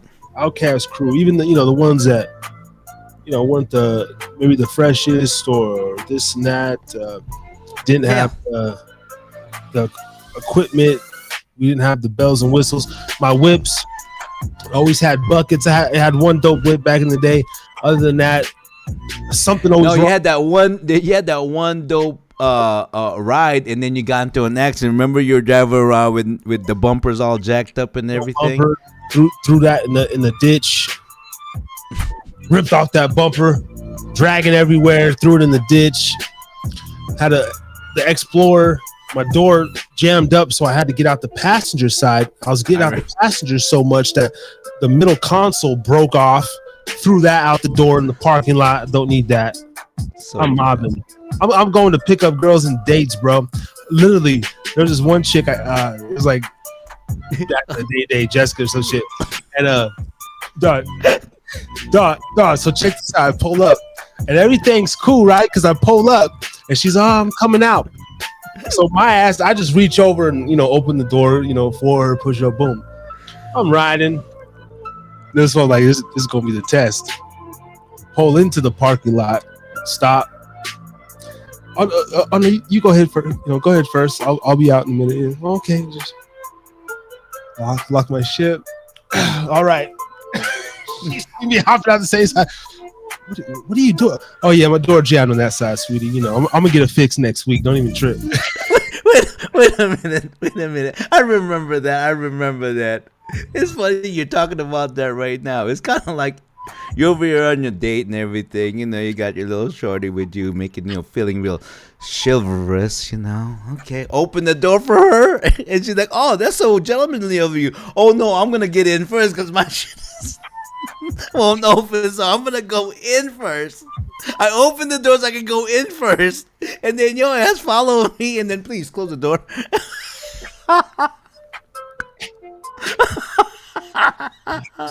Yeah, Ghetto fabulous. ghetto fab. Hey man, oh man. And then real quick, if you guys are struggling, if you know anybody that's struggling with drug addiction or even mental health or suicide, please call 1-800-662-HELP. That is 1-800-662-HELP or 1-800-662-4357. That is the National Drug Addiction Hotline. Please don't hesitate. National Drug Addiction Hotline, y'all. And remember, always drink responsibly, like I'm doing. Just sip and have a good time. See, I don't understand, yo. Like, the way we just throw that plug, when you say that, and it's like, what did you say? A drug addiction hotline, yo. I mean, that's so saucy, dude, man. Come on. Yeah. Come on, man. Just come on. In the middle of a rant, broken door and all. Oh, by the way. Yeah, man. It's like, yeah, everything. Go ahead. Things like that story right there. I never given a fuck. When I say I don't give a fuck, it's like it's in those terms. I really don't care. Like I care about how the brand, how I'm perceived now with the podcast a little bit, but in the general day to day, I never really cared about what the kids thought in school. I didn't care about the girl who I don't want to sidetrack. I'm going to sidetrack. But I didn't care about hopping out on the passenger side. If you go look at me sideways, you're going to look at me sideways, bitch. I don't give a fuck. I got a whip. I'm still out here doing me. I don't give a fuck. It's like, I don't care. Oh, yeah, everything's good, but, his car's a little ragged. Bitch, I don't give a fuck. Get the fuck out of here then. That's just... that's it. That's a thick skin right there because I'm the same way too. It's like, like you don't have to let the whole world know how much money you got in your pocket. Ain't nobody asking. No. And if they ask, it's... I was somewhere one time. I was going to sidetrack into this. I got two different thoughts. Never mind. Coming into my head. I was somewhere one time. And I think it was... Oh, shit. Oh, no. I was in a party with Mike Zemmel in Las Vegas. Shout out, man. Shout out to my brother, man. And he took me to this fancy, one of these mansion parties in Vegas and shit. Right. And this was during the time pre-kid and all, like between 2012 and 2014, I think. Mm-hmm. And everybody was in there, social, on their phone and whatnot. And I remember I was off in the corner, just doing my little shy shit, just because I was super out of place. And this was when the weed would really get me tripped out.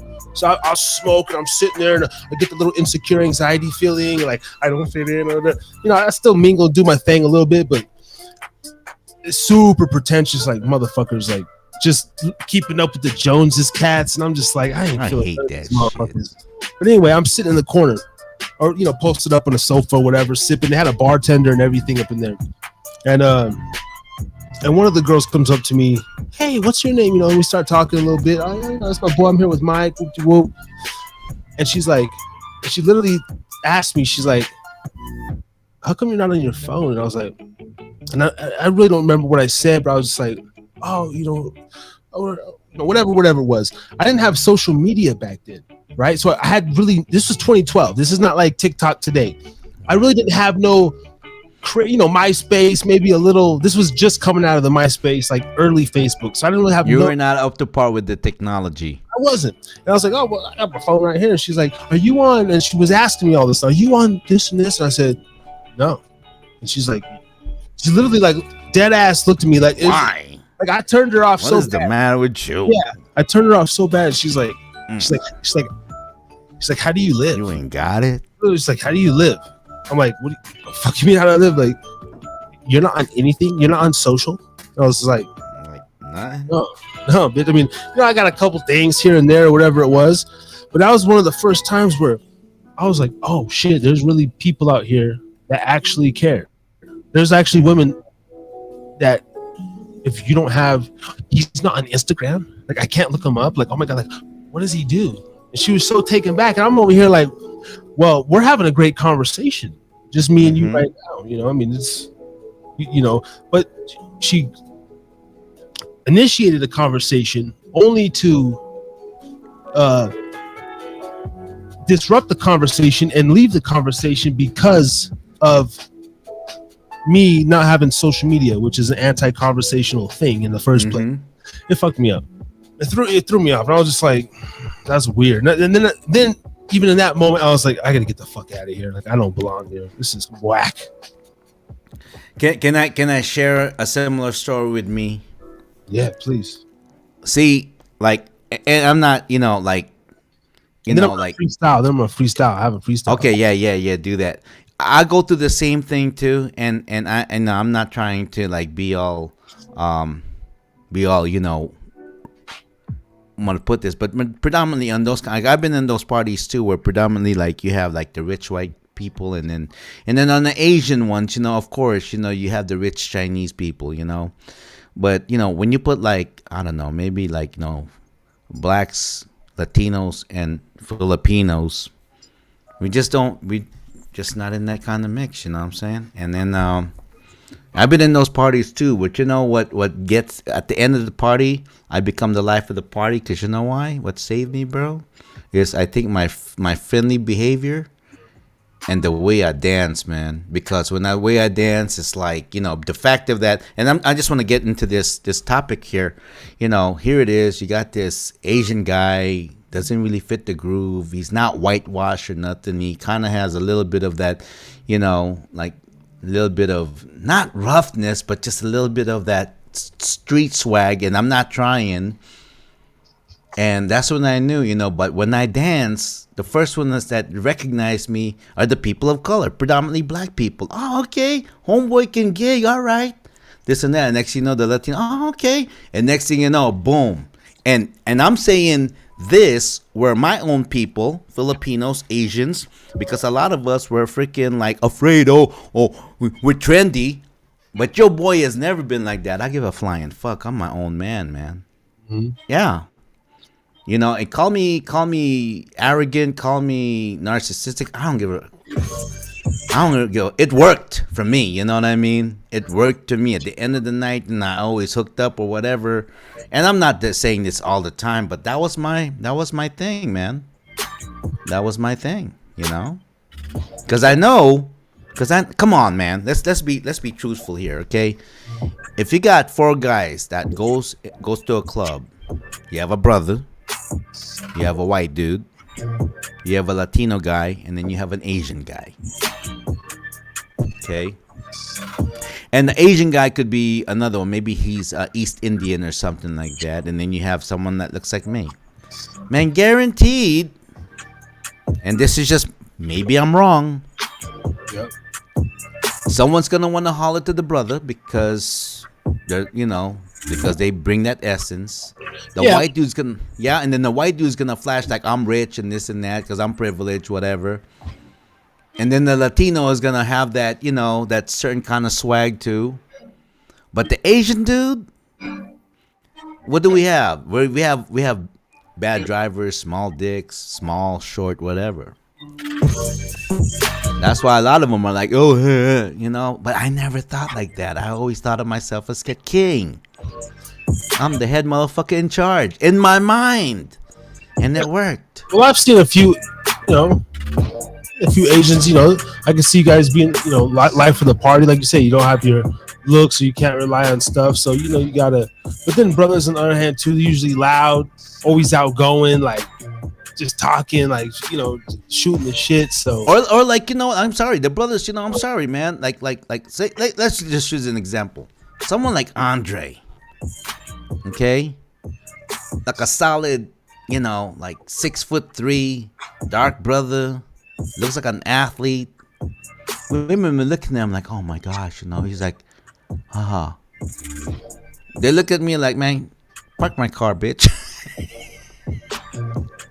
Do my homework, yeah. So I had to come up with a niche, man. And my niche is this. You know what? I will outdance any motherfucker out here. I don't care who you are. Bring it. I'll outgroove you no matter what. And I did. And I'm just thankful. I have that gift.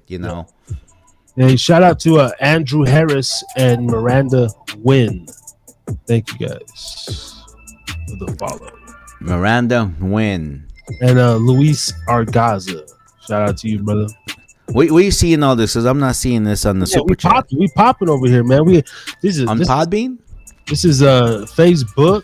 Facebook, we popping, huh? Facebook page, man. I got picked up. You gotta play some beats so we could just. Then for also listen, man. We're over here trying to. I'm doing some things, man. I'm investing heavily in this shit, and I did my first round of ads this month. So thank you to the new followers, the people that are seeing it.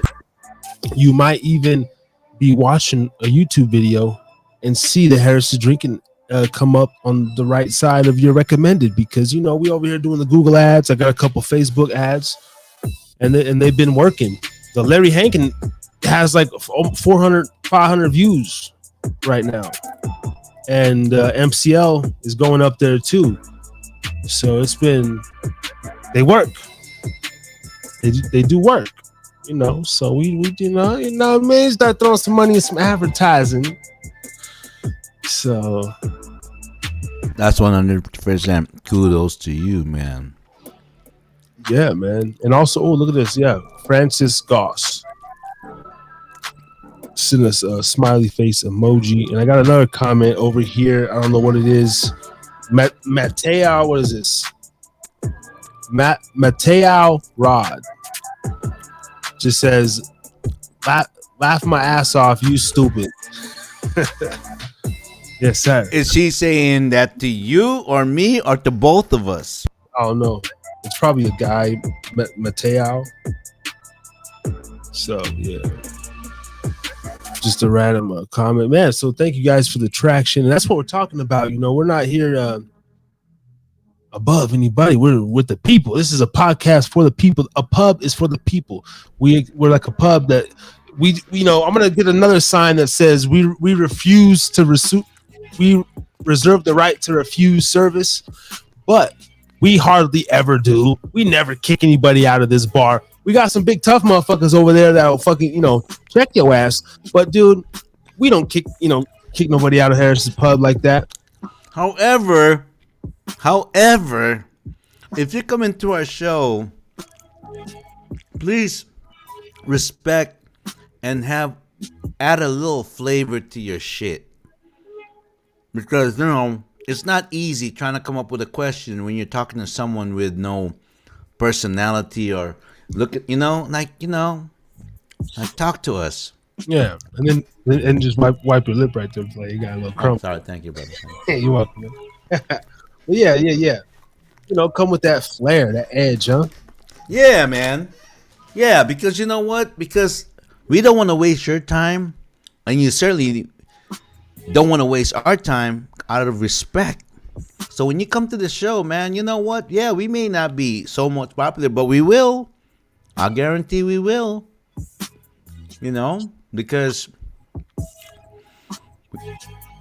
the way we're going right now, it's not like we're going to pop right away, big balloon, and then crash. No, we're going to be on a steady roll, snowballing, scaling, compounding. You know, it's a snowball effect, man. That's what we're trying to do. Slow but heavy on the flow. All right, man. You said you're gonna do something, man. What did you say? I'd say nothing, man. I'm just chilling. Nah, man. Now you lying, dude. Now you said something. Now you held that promise. Now you gotta like just, you have to proclaim it, bruh. Yeah, we gotta get the beat. We gotta get the beat over here, Yeah, I haven't really. I've been straying away from the freestyles just a little bit. Not because of anything. It's just freestyle. I like to, because the freestyle is really meaningless. The true art is writing, and I don't write like I should every day. But the freestyle is something to play around with, and I have to get some more freestyle clips because the freestyle clips are some of the most viewed on Facebook. So yeah, because they're sizing you up. Can this brother really flow? I rock with the best. I just I seen it. You seen the one I did of me and Jonah, therapeutic. Excuse me, a couple months back. And I was listening to that. I posted that on Facebook. I was like, damn, that was good, man. That was pretty good. Where is this brother? Have you talked to Jonah recently? Yes, I have. Actually, I was talking to him the other day, but call me about 20 minutes, and and it's like I've been busy, but he's excited to, he watches our show, he says, shout out Jonah, man. What the fuck? Zonezilla. I'm sorry, man. To me, you're Zonezilla. You're Zilla all the way, brother. Zilla, man. You're Zilla, man. I might have to resort back to the NV. They'll be like, oh, this guy changed his name again. Yeah, I might, man. No, I'm sorry, man. I mean, Harris is good for this show, which is good. Am I the Harry too scary in your eyes now? Kind of like 50 is now being called Curtis. Kind of like Puffy's being Sean. Okay, I get it. You're Harris. That's your real name, but you're NV to me. Nevada way. That's what I'm saying, yeah. NV, but I might have to revert back to that, on a more... on a more professional level. No, but I want to be like, Harris is going to be the PKA, professionally known as, and then Harry Too Scary will be the, also known as, my more like the performer name. Harris is my professional, board meeting. I know. All right, Ray, we got to go talk to these fucking execs at Spotify today. Harris, how you doing, Harris? I'm good, sir. Then later, want to invest in us. Later that night, when I'm chilling with the rappers, Harry, I turn into. Hey, you know what? I am so comfortable with Brother Ray G. Yeah. I really, Ray G, my nickname with my family, all my really, really, really close friends and relatives call me Reggie. So Ray G, Raymond Gregory, Reggie. That's my thing. So Brother Ray G. I didn't really dawn on me until I thought about it. Like, man, I need a stage name. Brother Ray G.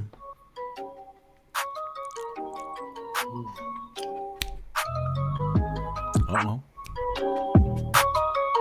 Is this the one? Did you pick the right one? Oh, man, you just cut off, man. I was getting the groove with that one, man. Damn. That was no good. That one. Oh, okay, fine. If it's no good, then what's good? Oh no. Man, you know what? Right now, man, shout out to you, Platinum, Jessica, Janice Carter, man. Come on. I see you on IG. I know you've been promoting, man. I'm back in Reno now. Vada's gonna be back in Reno now. We're gonna do some shit over here, and those people out there that's not believing in us, man, keep not believing in us. Please don't believe in us. Please don't. Please keep hating on us. Please do not believe us. Please call us busters. Call her, bluff. Please do. Because she'll see.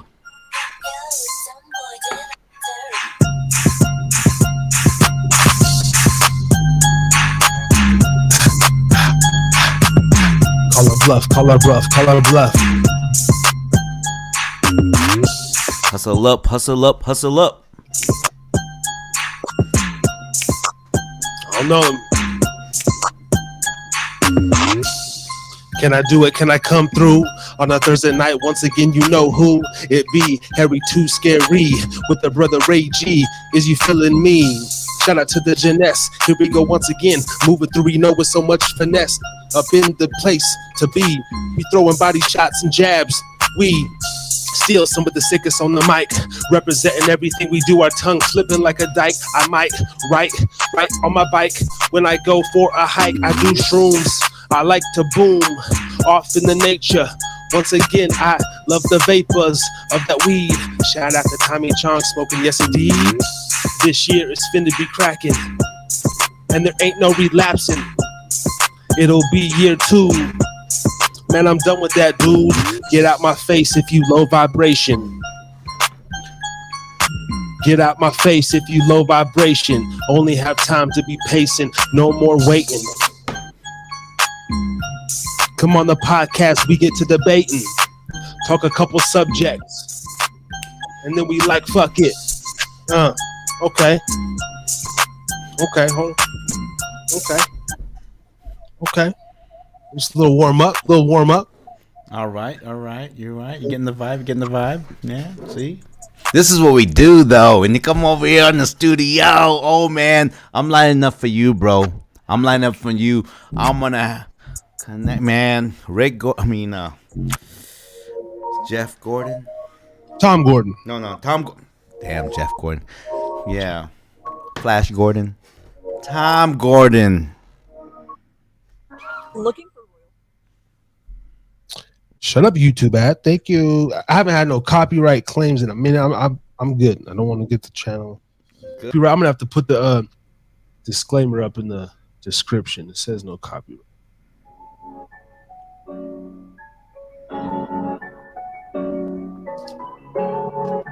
Hold on, let me get that copyright disclaimer. Oh, I know what I want to do. Oh, I'm gonna get it. Actually, you know what? I'm sorry. I don't mean to interrupt, man. You know what? This is the reason why I can't wait for you to come here, brother. Because this is what my brother, our brother Don Beanie Bean, Don Bronworth, the infamous. We have Friday breakfast, man. I can't wait to come when you come over here and we have breakfasts. Oh yeah, breakfast, the walks, and the breakfasts, bro. Just the morning meetings are. I'm gonna paste this copyright disclaimer. YouTube, just so you know, copyright disclaimer under Section 107 of the Copyright Act of 1976. Allowances made for fair use for purposes such as criticism, comment, freestyling, news reporting, scholarship, and research. Fair use is a use permitted by copyright that might otherwise be infringing nonprofit educational or personal use. Tips the balance in favor of fair use. Facts. I'll place that towards the end. Okay, give me a subject. Like, I'm gonna try to freestyle about us waking up, having some breakfast, plotting some business deals. What do you think? Yes. Well, okay. Okay, I'm just gonna give you a food for thought. Okay, so this is the plan. I'm gonna be out there where I'm gonna use, because we can do it now. We have all the equipment, we have the gear, we have the resources that we need, and we understand how the online game works. You definitely understand how it works, the whole posting and everything. And I want to give Reno a new face that's going to make it, this place is going to be like the funkiest, fucking baddest place in the state, man. Put it on the map. That's a big, big goal. But I know we can do it. I know we can do it. That's a big goal. But you know what? What is a goal if it ain't big and it's almost impossible to do it, right? Why even have a goal if you can't, I know it's impossible. That's what I love. That's what wakes me up in the morning, people. That is what wakes me up in the morning. That is what makes me up. That's what makes Ray G. Because I don't think anything is impossible. I don't think anything is impossible if you have a crew that believes the same vision. And I see that. Uh.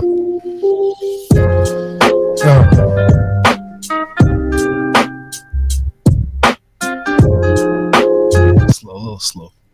Oh man, come on! I was just getting every single time, man. I'm about to nut, and you. It's like I'm about to nut, and then you start mentioning your mother, my mother-in-law. I don't want to think about that. That's a turn off. Now you know I limp out, dude. Come on. Get out there. I need a beat like this. You wanna bust? Shoot it out your fucking dick. Hype up, it's Thursday night. Once again, Harry too scary, never full of fright. I might just do some shit I don't like. Repent later in the morning. I don't know what I'm doing, fucking yawning, storming. On the way to work, window down, fucking blowing. Got my drawers fucking dirty. 2 days sitting on the couch, blowing hurdy. I don't do that anymore, but I really want to. Sometimes I can fall back and I haunt you. Once again, drinking the Sauvignon Blanc with a chick named Blanc. I don't even know I'm on top. I can go to bottom, switch and rap a lot. Hype it up. I don't even know how to back it up. Cause I stand my ground. I don't fuck it up. Back around. It's going down. Cause you love these funky sounds. Freestyle flowing, freestyle vicious. Up in the party, I stay addicted. Drinking the Kool-Aid, I'm always spiking it. Once again, I got these verses, writing it, reciting it. Coming off the dome, explore, temple stays blown. Heresies drinking again, pubcast. Year 1, year 2, will we last? I don't know, but I think we will. Networking with some other cats that will come through on top of the hill. About they game, about they same, about they not act strange. Let's get it, man. Yeah. Okay. I'm 0 for 2. Hey man, I'm over here blasting it to my to my peoples. You know.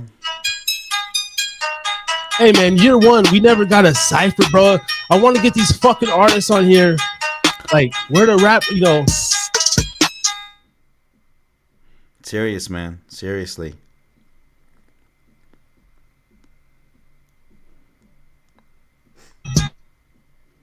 We gotta make that happen. Make it happen, man. Make it happen. I'm reaching out to everybody. Yup.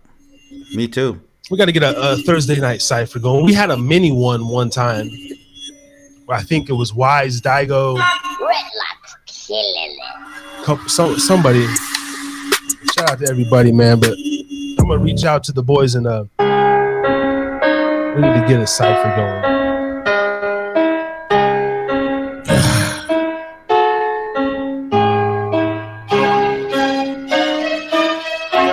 Man, I think I'm gonna call Zilla.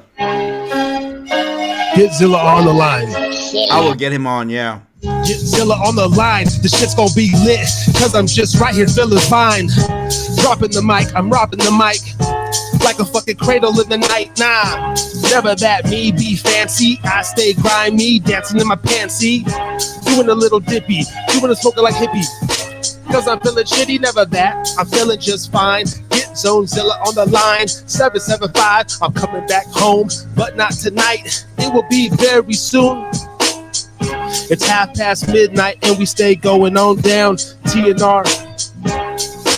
Keep on going down and we stay going down. No, T.N.R. Get Zonezilla on the line. T.N.R. Man, I'm feeling fine. Let me get the second verse.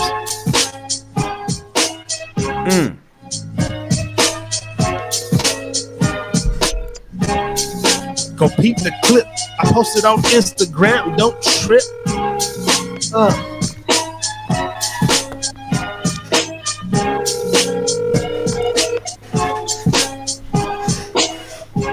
Zonezilla, where you fucking at? Zonezilla, where you fucking at? James, where you fucking at? James, where you fucking at? Black Dove, where you fucking at?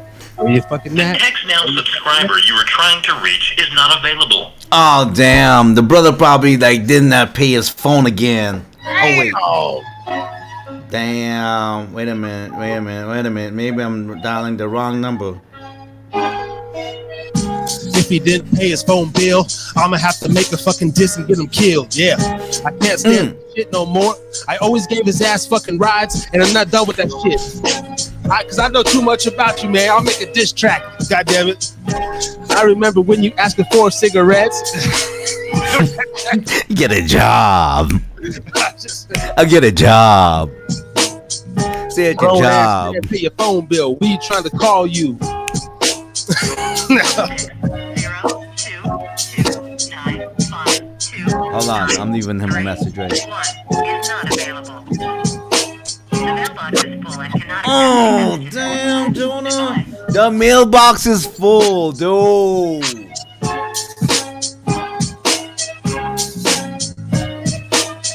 Harry's drinking again. Man, I'm gonna send him the link, bro. Damn. Damn. Damn. Oh, I'm gonna have to send. Oh, damn it.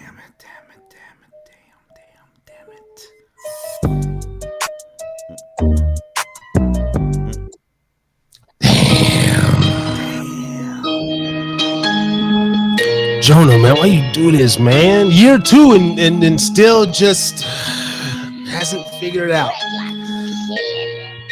I don't mind you watching and supporting, but brother, we trying to get your music on here and get your voice heard, dog.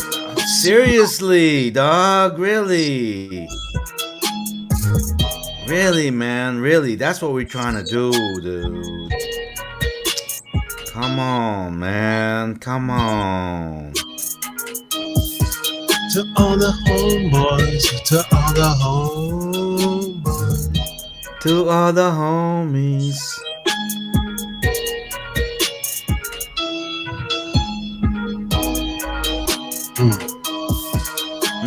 Damn. Sure. You know what?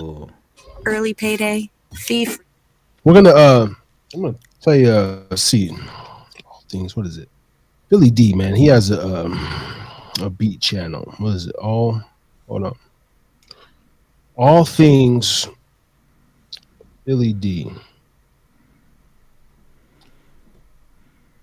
He gave me permission to play some beats and see if there's anything we can bust to.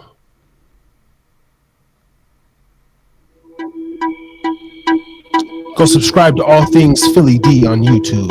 Cocksuckers.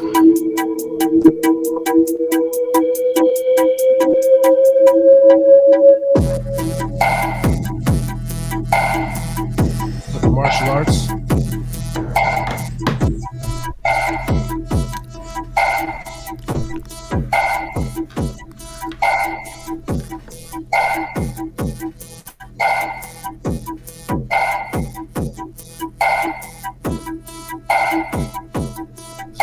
It's gonna drop. Better drop. Ooh, okay.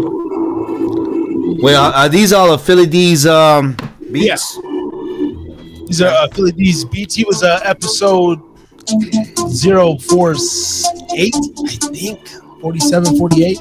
That's so many episodes. I love it. We have an archive. Here we go. Once again, here we go. Well, they're not really rapping beats. They're more, I guess, instrumentally great fucking background music, though. Yeah. But I can go and switch it up with any beat. Give me a melody. I'll make you move your feet. I'm still busting for free. Ain't nothing stopping me because I got the music off in my head and I got the rhythm in my body. I'll be moving when I'm dead. And Ray here, he knows how to pop and lock and drop and straight. Stay away from the queers from the rear. You don't know how to steer. We be sitting here and drink it ever clear. Not really, cause the shit is like 190 proof. It'll burn a hole through your kidney if you let it, dude. But we still getting back up on the track and stating facts and trying to put Nevada and Utah on the map. 2023, we gonna come and see and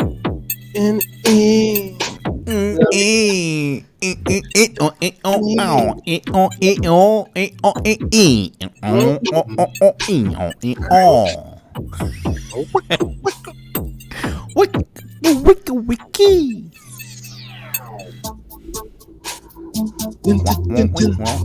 You missing, you tripping. I hear tech on this shit a little bit because he could do that like ding ding and this and double G. What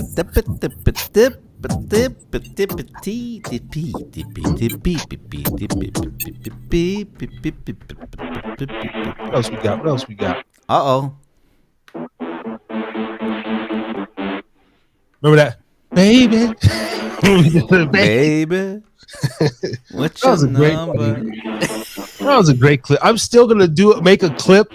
So I have this clip I want to do. It's the Ray clip, and it's gonna be like 20 minutes of fucking Ray, just pure Rayness all over the board. Damn. See that? Damn. You know what I'm saying? Like every little, just a Ray clip. But then I want to do a laughing clip and literally just like 10 minutes of us fucking laughing. The guests, anybody who ever laughed on the show, I just want 10 minutes of laughter. Like Man. You know?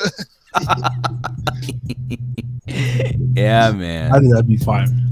I think so, man. It's like, man, watch, it's gonna be banned in the whole United States and Europe. Harry's drinking again. Like, oh, these guys are having too much fun on the microphone. They're laughing. These guys, they're we coming up must with ban ideas. them.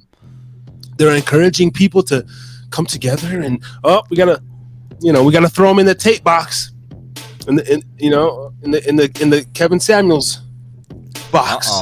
And that box is 6 feet under. I don't know. I know, right? Two unknown podcast hosts, some show named Harris is Drinking Again. Right? These guys are talking about nothing, but they're talking about something. You know, a light skinned brother news. and this Asian guy who's so damn proud to say he's Filipino, and this brother who smoked out with Tommy Chong. Who the hell does he think he is? And I'm saying right now, I do not drive drunk. So if my death is labeled a drunk driving death, that's not good. They cut the brakes, or it was an electric car to where they took control of the computer and they revved it up like they did old boy from Fast and the Furious. Yeah. Oh yeah. What's his name? Whatever his name is. Paul Walker. Steve Yeah. Something. Paul they Walker. said that's what happened to him. There's also a journalist, something a few years ago, somewhere LA or whatever. He was uncovering some stuff, and they said I think it was like Mulholland Drive or something. They said out of nowhere his car like just sped up, accelerated, and he had no control over his braking system. Journalist. So my question is it because they didn't want him to be in the Fast and the Furious? Oh, I mean, it's probably deeper than that, but who knows? Basically, journalist. Fuck the actor. I mean, who knows? It could have been, but the journalist, bro. There's that's working on uncovering a story about corruption or something like that, and he comes up dead. Right. But see, Paul Walker, the narrative, Fast and the Furious, he died in a car accident from going too fast. Harris is drinking again. Obviously, my death is going to be alcohol and drug related. He talks about his crystal meth and cocaine use on the show all the time. And he overused eating shrooms, folks. Eating shrooms on the show. Come on now. Shrooms. That's what they would try to do. Everybody has a narrative. So mine definitely would be the drug, alcohol, and then the mental health. What's gonna be Brother Ray G's cause of death? That brother got hit with the Bible upside the head. Oh yeah, he was walking one day and somewhere around on, he was on South Virginia, and they honestly, yeah, like I think yours might be in the head with a Bible. Like yours would be some mysterious, like you were hit by a car, or a plane crash, you know, like you were flying, you took a charter, you know, it'll be something stupid like you chose instead of driving to Carson City, you chose to fucking fly like a fucking fancy, you know, like I'm like, bro, Ray never flies to Carson City. That don't even sound right. Who the fuck made Ray get on that flight? Who told me to get on that flight? Like, was he pressured to get on that flight? I know, brother Ray. He would drive to Carson. We never fly to fucking Carson, but on this day he chose to fly to Carson. You know what I mean? Yeah. It'd be something. Oh, what about? Oh, Brother Ray died. We don't know. Motherfucker just disappeared in thin air. Yeah, like that. Who was that? The one that President Xi, Mao or something, the Chinese billionaire that just went vanishing in China. Mao. Man, there's a lot of them doing that over there, man. Because I don't trust that fucking country. No, but this was a billionaire that fucking went missing for like 6 or 9. Oh, you mean what's his name? Something Ma. Jack Mock. Jack Ma. Jack Ma. Jack Ma. He I went think he missing just went, that fuck it. Or they, I think they got him. I think they just basically got it. I think China got that dude's balls on the clamp. And they basically said, dude, you better shut up. Yeah. Or something bad's going to happen, threaten your family, this and that. Yeah, man. And they'll kill you, you know, because they just don't know how good we have it in the U.S., dude. They just don't know. People just don't know. And the reason I'm saying this is because I got friends from South Korea, and South Korea is not like North Korea, but still, they just don't know, man. If you live in a country where the government is the strongest, God bless you, man. God bless you. Yeah, that's why we have to hang on to whatever freedom we have left.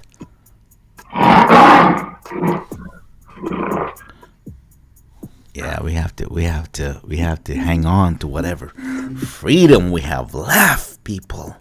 Have faith. Believe. Yeah. Yeah. Yeah. This is Paul Walker, supposedly.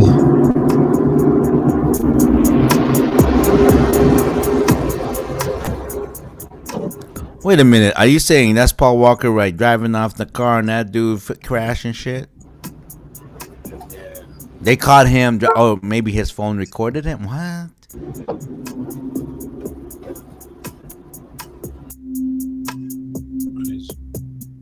I don't know, man. Oh, wow. I don't know. Such as mysteries of life. Yeah. Yeah. You know, look, the crazy thing is like, you know, I can sit here and talk all this hot shit, right? It'd be interesting to be in that situation, to be approached by somebody like real shit, be like, hey, you know, I heard what you said in your podcast, this and that, and you know, you guys think it's a game, you know, but then you get a knock on the door from the feds or something, and you know, they're really like, hey, what if they tell you, kind of like what did to I think they did that to Carlson Tucker. It says, you better watch your back. We're watching you. You better watch your back. That's all I'm saying.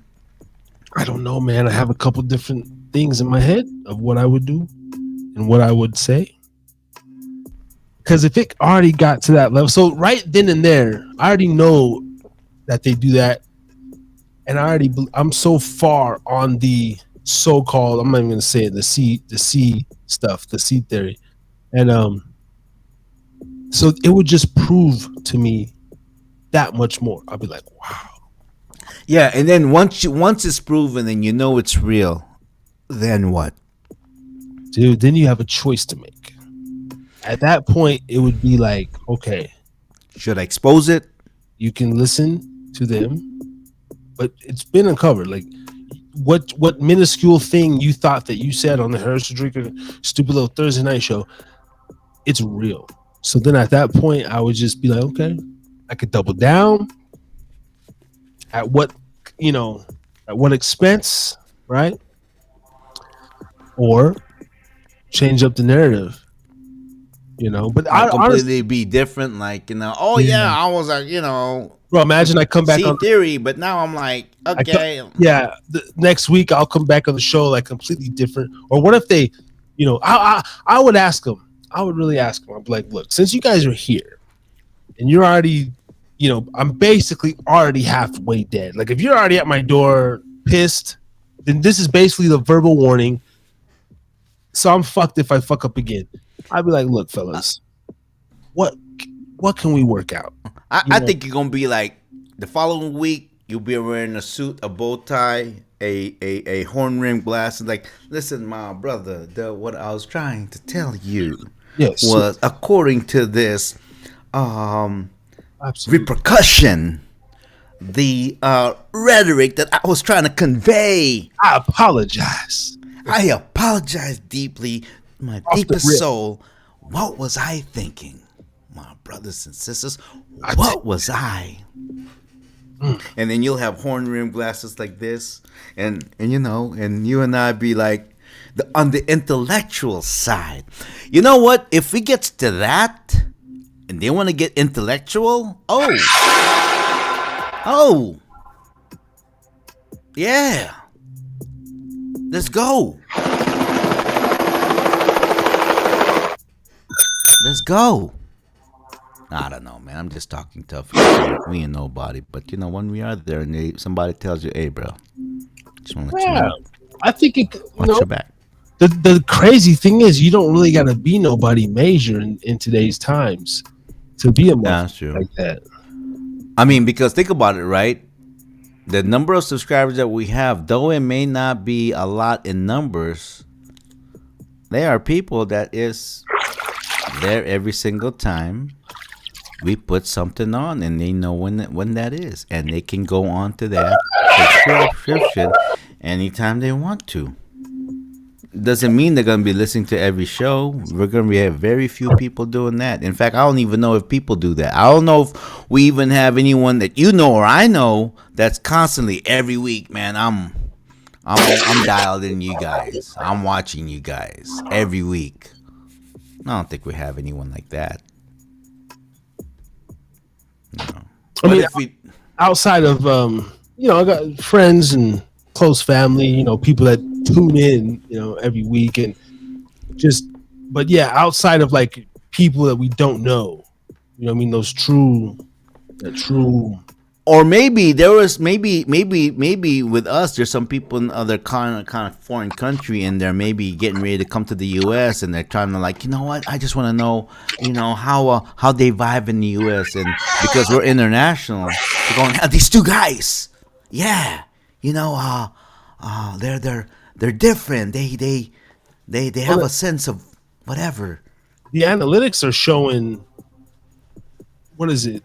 Last time I looked, I gotta recheck them because it's been a couple months. But India and the UK are the biggest countries that watch or listen outside of the US, right? And I think Spain actually was coming in number 4 or some shit. India, UK, Spain. And what does India have? The second most populous people. And I truly believe that, because China had lied about their numbers for so long that they're off by, like they said, about over 100 million people. And then with all the other lies that they have put out there, but India has been pretty much, pretty much on point. And then the thing about China is that their birth rate is really low. Like no one's having any kids in China because they're so, because someone, got all their balls so wrapped up tight and so, so whatever. Stress over there. But India, though it's politically corrupt and the country is corrupt generally, yeah. But you know what? It's the mentality of the people, and also it's what they eat, man. People from India, man, they're mostly vegetarian. They're intelligent people and everything. A lot of billionaires, so they could be the next. So they could be the next. Sound like an Indian beat.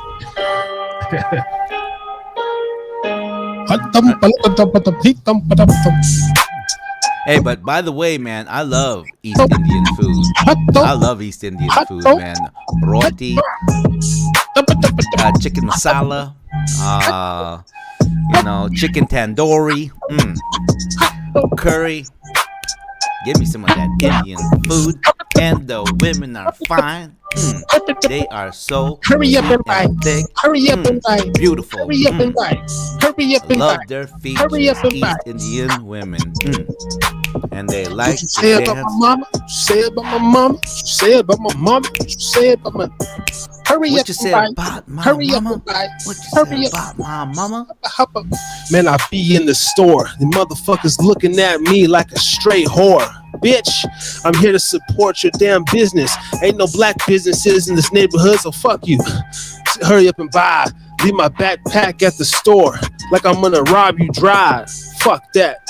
I'm taking this shit in. I'm here to get some 40s, some blunts, and be on my way. Oh yeah, you got some gin? Give me that half pint up there. Thank you. Some swishes. On the lotto. Oh yeah, that's my motto. No, that's Bravo. And then I'm out the store in my Tahoe. Yeah, I'm looking suspect, looking suspicious. Hair braided, rims looking delicious. And I'm riding dirty.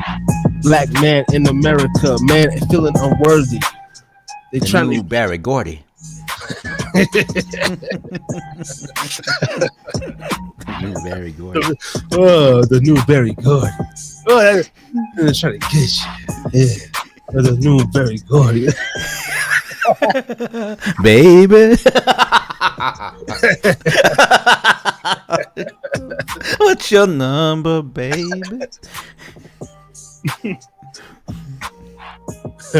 Oh, damn. Oh, man. You know what? Actually, okay, let's go back here, right? Like, okay, so how was your day to day, man? You know, like, how was your day to day? I mean, was it? Because I had a good day to day, man. Busy, crazy, hectic, but very day- satisfying. My day was good. My days are always good. Like I never have bad days, Yeah. but Yeah. for me, What is the definition of a bad day, anyways, though? I don't know. I mean, It's like, I had a bad day. Shut the fuck Okay. up. Okay, like say like one day when I was coming home, Yeah. a box fell off. I was behind a truck carrying boxes, and a box fell off. And I tried to dodge it, but I couldn't dodge it in time. Fucked up my whole bumper and my front tire. Okay. And I got a nice car, And I was like, damn. But even in the moment, I'm like, fuck. I pull over. I just handle this shit. I don't let it affect me, right? But some people, and the dude actually pulled over, came back around like a stand-up dude, gave me his insurance, and it was fixed within a month. But See? a lot of people would really let that linger. Like they would consider that a bad day. And I think I told you about it. Man, I was driving and this, but it's not a big even if he didn't give me his insurance card, bro, I really wouldn't. I would rip the fucking bumper off again and throw the bitch away. Like, is my car fine? Yeah. It's It running. messed up the bearing a little humming noise in the thing in the front right tire. Right. I could drive it, So I don't really let stuff like that. Even when people at work ask me, "How's your day going?" I fucking hate that question. But it's like, it's good, but sometimes I'll get into this thing where I say, "Hey, dude, every day's like a good day. Like I'm always even kill at the minimum." Now, what about there's some people that like say for instance, I'm just going to use cooking as an example. Like there's some people that they're going to cook something, right? But they have to have everything that the recipe asks for. I mean, I get it. But what if you just don't have that? Freaking make it up. Ad lib. I believe in that. Adjust. Ad lib. Don't let it like, oh my gosh, we don't have tomatoes. We can't make spaghetti. Oh man, the day is ruined. Oh, there's a lot of people like that. There's a lot of people like that. Yeah. And see, a lot of people aren't big on improvisation. I love improvisation. I love improvising, man, because I think a lot of gems, gold nuggets get discovered from like making shit up. Yeah. And for me, like I uploaded a video, right? Like, so as long as I'm doing something that I love and enjoy, because I need to be more physically active. I try to keep that in there, but I need to really get on a good regimen again. And But you will. You know what? You will. And the reason why I say that is because, and don't force it. And I say this because right now you're in your editing, learning mode and doing that kind of stuff with all the other stuff.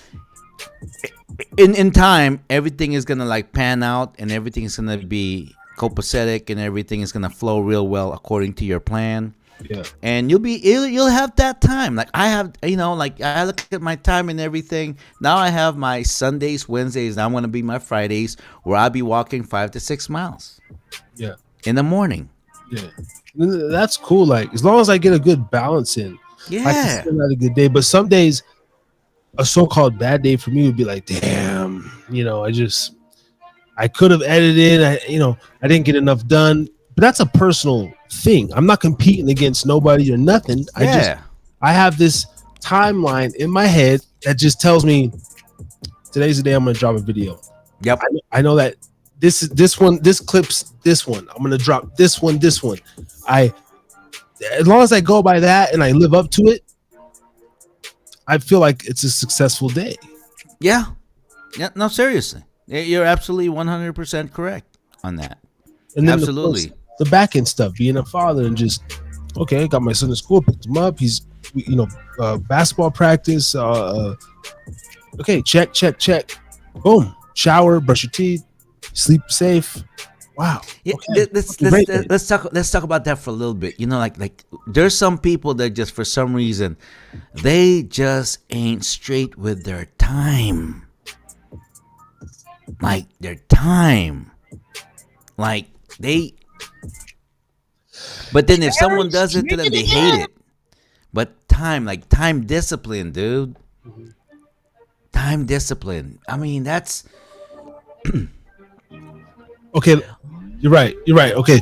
So yeah, real quickly, in my head, how I operate, we said it before, I'm a minutes guy. But I know I have to be at work on time in the morning. I'm talking about, and I'm always a couple minutes, they give us a few minutes because of where I work. But to be there by the time I'm supposed to be there, I know literally I have to be on the freeway by 6:13. Okay, like if I'm not at this one light right before the freeway by 6:13, I automatically know I'm gonna be late. Like there's nothing I can do. right. I can go 90 miles an hour. I'm gonna be cutting it. Right. And so I usually 6:03 or 5:53. Boom. Right. I'm out the door. I wake up.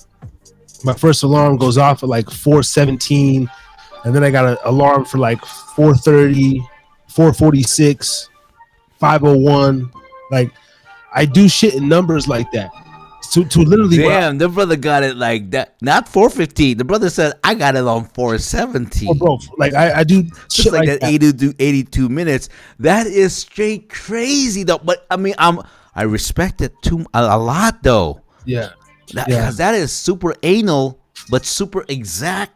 But if I know, because I can blow past 4:17. I can blow past the first 2 or even 3. But as long as I get up at that 5:03 or that 5:01, sometimes I'll switch them around. Like right now, literally, I think what were they set on for last week? Sometimes the numbers change based on feeling. And I was born at 6:47 in the morning. So this one 4:44, 5:01, 5:05, 5:13, 5:23, 5:31. So, and I'll probably maybe even switch them around for the morning time. But let's say if I want to get up at 4:44, I know I got enough time to not only I always shit and stuff, but I mean, like if I wake up at 4:44, I got time, brother. Like I could damn near make myself breakfast. It's a very smooth transition. Now, right. if I choose that and I sleep, I could sleep to the first two alarms until 5:10. So I know, oh fuck, okay, 5:10. All right, I got one more before I got to get myself up. But sometimes that 10-minute snooze, I just know in the morning what I need. So there's some mornings I will get the fuck up at 4:44. Nope, today's the day, bitch. Like I'm up. And then there's other days where it's like, nah, bro, you're taking this all the way till 5:31 today. Because I just felt like I need that, but I'll still be on the freeway by the 6:13 to So get there. that's your time mark. 6:13. No matter how everything gets mixed up, 6:13 you're on that spot. I respect that. I respect that because you know what? Because I don't know, for people out there, if you always have that, oh, I'm late because I was busy and this, and you always have an excuse, whether they're legitimate, all excuses, yeah, they're legit. Oh, I was busy, I was doing this, I got this and that. After a while, you ask yourself, like, how often will I make this excuse for myself? And do I really have an excuse, or have I just basically put that into my persona to where it's like I'm late because I was too busy? That's fine, but a lot of times, like what you're saying, a lot of times our habits, say habit of being late, habit of making excuses, habit of they did that to me or whatever, those are all toxic habits. Those are all gonna actually linger on later on. It's gonna catch up to you. You know what I mean? So your process of like waking up at 4:17, whatever, not 4:15 but 4:17, and you're in that particular spot on the freeway at 6:13, you know what? That's good practice, bro. And I think more, and that's why I think everything you do is productive, is because of the way you process and the way you operate your shit. And there's a feeling like, let's say tonight, 2.5 hour show, whatever, however we're feeling it, 3 hours, 4. But if it's a long show, I'll be like, okay, I'm waking up at 5:31. Fuck it. Like I go to bed by 1, or if I fall asleep by 1:30, show's over at midnight, the latest. Right. I wind down. Hopefully I'm in bed by 1:30. I could literally get 4 hours of fucking sleep. Yeah. Which is like, that's cool. It's rough, but it's like, all right, I got 4. Now, if it's earlier, like 11 or whatever it is, I just know I can get up. Okay, 4:17. Like it just keeps me going, man. And I think if you all, like, going back to what I was saying, like, like what you do, like 4:50 and whatnot, but you have set and limitations and ceilings in them, because your day's not gonna be always the same. But I like the fact that, like, 5:31 today, I only got 4 hours sleep. Okay, but another day is, you'll be able to catch up. But if you're like constantly like, oh, I have to, yeah, and unproductive. The 5:31, bro, that's me sacrifice. That's like, I gotta literally just kind of get up. Because even if I shower the night, like I showered this evening before the show, and then some nights I'll get off the show, I'll just do a little rinse off. But sometimes I like to shower at night, and I still have to shower in the morning. Me too. To get to just because it's part of my regimen. It's just, I have to, right? I could Me be too. clean as shit, but if I wake up at the 5:31, there ain't no time. Because I mean, I could do a 6-minute quickie, but the way I shower is so precise that I got to spend at least X amount of time before I get ready. So if I wake up at 5:31, I know, okay, I don't have time for this. But I still got time to get to work. So I have to sacrifice some things in there. Hey, I'm going to tell you my shower regimen to a T. Okay, first of all, I shower, right? Okay, hot shower and everything. Okay, first of all, I rub, because I have sensitive skin. I put shea butter on my skin from Africa. I don't buy that freaking imitation shit. My boy from Ghana, shout out to you, Dave Corte, gives me shea butter from Ghana. I rub that stuff in the morning, and then I shampoo, and then I rub my, and I don't use lotion because my skin's too sensitive. I use Vaseline, and I have that. But another thing I do too in the morning every single time is that, and while I'm showering, I'm already like stretching constantly. That's why at 55 years old, I can still do the splits. I can still run. I can still do this. Not that I'm trying to brag, but the thing is, anybody can do it. Anybody can do it. And what you're saying, your morning ritual and how you shower, same thing, man. Same thing here. I got a routine every day, and you do that routine. Yeah, same here. And you know what? Then my life is not too sporadic, and like that whole clip of like discipline is freedom. It is freedom. That was a fire clip, dude. That was a fucking. It is freedom, bro. Because it's like, oh, I'm not stressed out. Most Americans don't even understand what stress is. You know what? Stress. You might disagree with me, people out there, but even having a very limited taste palate, where you're like, I don't eat this, I don't eat that. That's a certain stress, man. Open up, experience it, and maybe you may not like it right now, but if that's why I tell people, you know what? If you understand what you're eating, rather than going by the texture and the taste, fuck all that. Most bad stuff has good texture and tastes good. Most bad stuff. Most good stuff in the beginning may not have good texture. It may not have the best taste.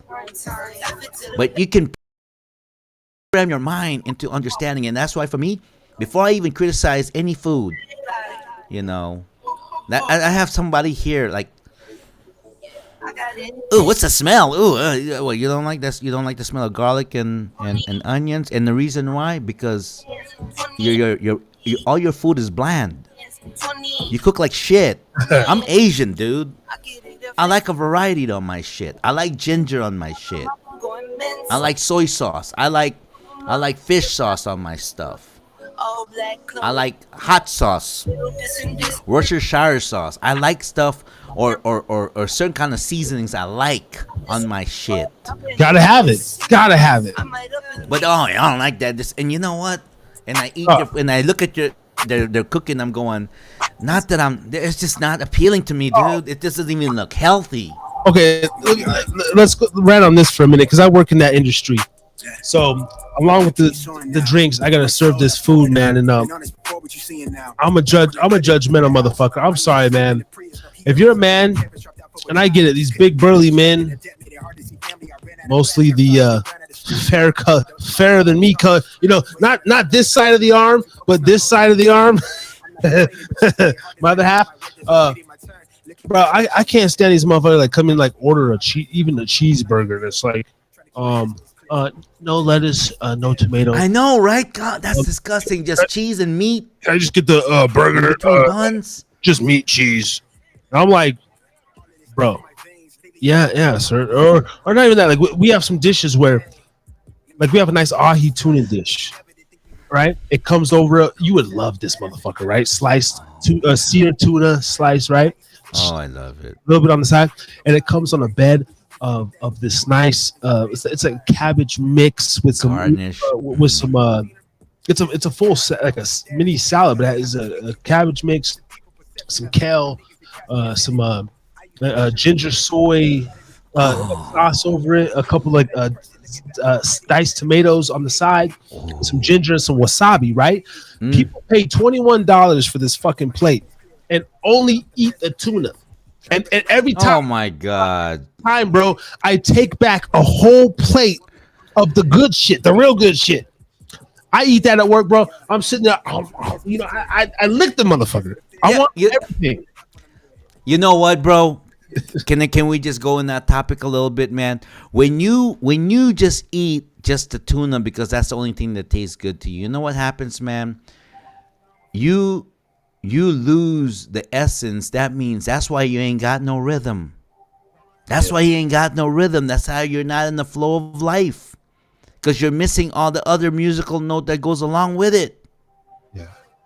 You're missing all the other. It's like you're only painting in one color, even though there's a whole array of rainbow colors out there.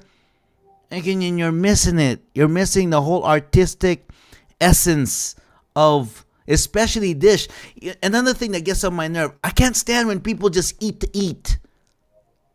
I'm sorry, okay, prayer and all that stuff. Some people, you know what? Fuck that. You know what? I'm praying. Why? Because I'm eating today. I'm eating today. You know how it is to where I've been in the place in my life where it's like I don't know what I'm gonna eat today. Yeah. I like that scene in the Get Him to the Greek. It was like, are you eating because you're bored? Are you eating because you're bored? It's like most people eat because we're bored, for sure. That's that. You know what? Actually, you know what? When you eat that way, when you just eat to eat and you take it for granted, you know what? That's why you get sick. That's why you get sick. Because that's what I want to teach most Americans, because we got it so backwards,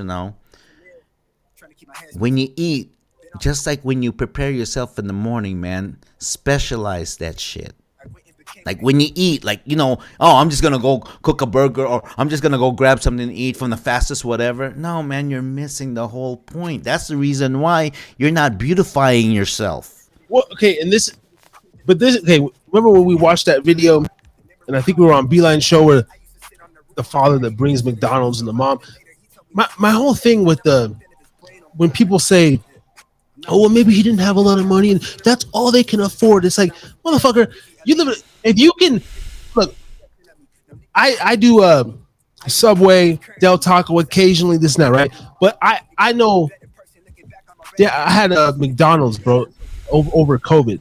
That was like the last time I had a McDonald's lunch or whatever. I fall victim to the breakfast burrito here and there. Ain't gonna lie, for $1, I go in there and get my little breakfast burrito and a large cup of coffee for $2, whatever. But look, if you got enough money to take especially families, if you got 2 or more kids and you can afford to eat at McDonald's, you lazy fat fucking cunt bitch, you can go to the goddamn grocery store, buy a pound of chicken breast, you can still buy a dozen eggs for the price of a fucking Happy Meal. I don't want to hear nothing about, I don't have enough money, I gotta take my kids to McDonald's. Fuck you, you're lazy and you don't care about your kids' fucking health and well-being. You could buy seriously a pound of chicken, a can of black beans for 50 cents at Winco, 75, whatever. You could put together a meal for 4 for less than $12. I can do that. I could cook for 4. Man, that you are saying the truth and nothing but the truth, brother, man. You know what? I tell you what. I've experienced stuff to where it's like all I have is basically a can of corned beef. And you know what? A can of corned beef, you can first of all, I'm gonna do this, okay? I'm gonna tell you this right now. You're absolutely right. You can have a meal for 2 for about $7. Yeah. For $7, man. $7. But you know what? There's something about you cooking the food, because when you cook the food, first of all, it comes from your essence. And then you basically, when you chop up the onions, when you chop the garlic, and then, you mix it on there, you cook it yourself. There's something that there's a connection with our aura and our spirit with the food, where the food just comes to you and it's magic. Boom, and I get the compliment, oh my gosh, Ray, you look so young and you this and that. And I don't just look young. Like I can still do some shit that most 55-year-old men don't do, and I'm not bragging. And trust me, it's not like I can bench. No, I can't. But I can touch my toes. I can still do the splits. I can still run. I can still climb. I can still do pull-ups and everything. Do push-ups and all that stuff. All the essential stuff that a human being can do. Yeah. And the reason why, because everything around me, from the way I eat, from the way I breathe, from the stuff I drink, I respect it. And when you do that, your light, your internal light, it shines, bro. It shines. You get enlightened. Your brilliance comes out. Your imagination. Man, if we can just unlock our imagination, like a child again. You know what? I gotta give this to my nephew, man. Jeremiah Navarro Gilbert, man. You know what he says, Uncle? You have to think that you're always 12 years old. And I thought about it, like, no, fuck you know, man. You know. And then I go, and I thought about it and go, no, man, Neff, you're right. You're absolutely right. If we can all go back to like we're 12 years old, where everything, we're excited about everything, man. You just you'll be amazed how much. Not only will you live long. See, there's some I know some people that live long and everything, 87 years old, great. But when they're on their deathbed, they're jacked up. You're jacked up. So maybe if you're jacked up on your deathbed, that means like maybe about 10 to maybe 20 years of your life you were not good. Yeah. You know, that's why you say death, you know, hey, if I die because of some crash or some whatever, I'm good. Yeah. I'm good. Well, a lot of people at the end of their life, you see the suffering and the struggling long before that. Yeah. I go to my local Walmart, and shout out to Walmart. I love Walmart. Yeah, me too. But you honestly look at like the older people that work at Walmart, and it's like they're just like, dude, they're like sloths. They look like fucking.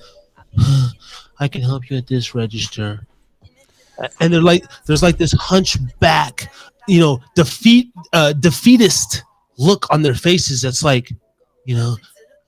Did you find, you know, some of them don't even talk to you. Did you find everything? Or some of them are just sitting there, and I'm almost like, sometimes I'll fuck with the cashier, like, so how's your day going?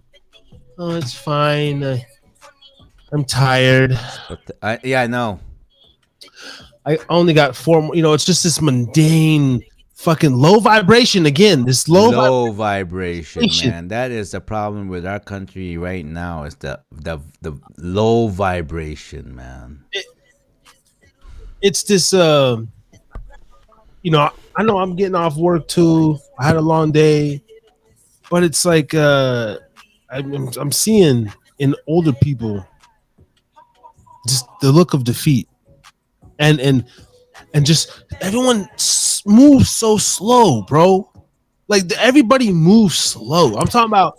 That's why I'm very fucking good at my job, bro.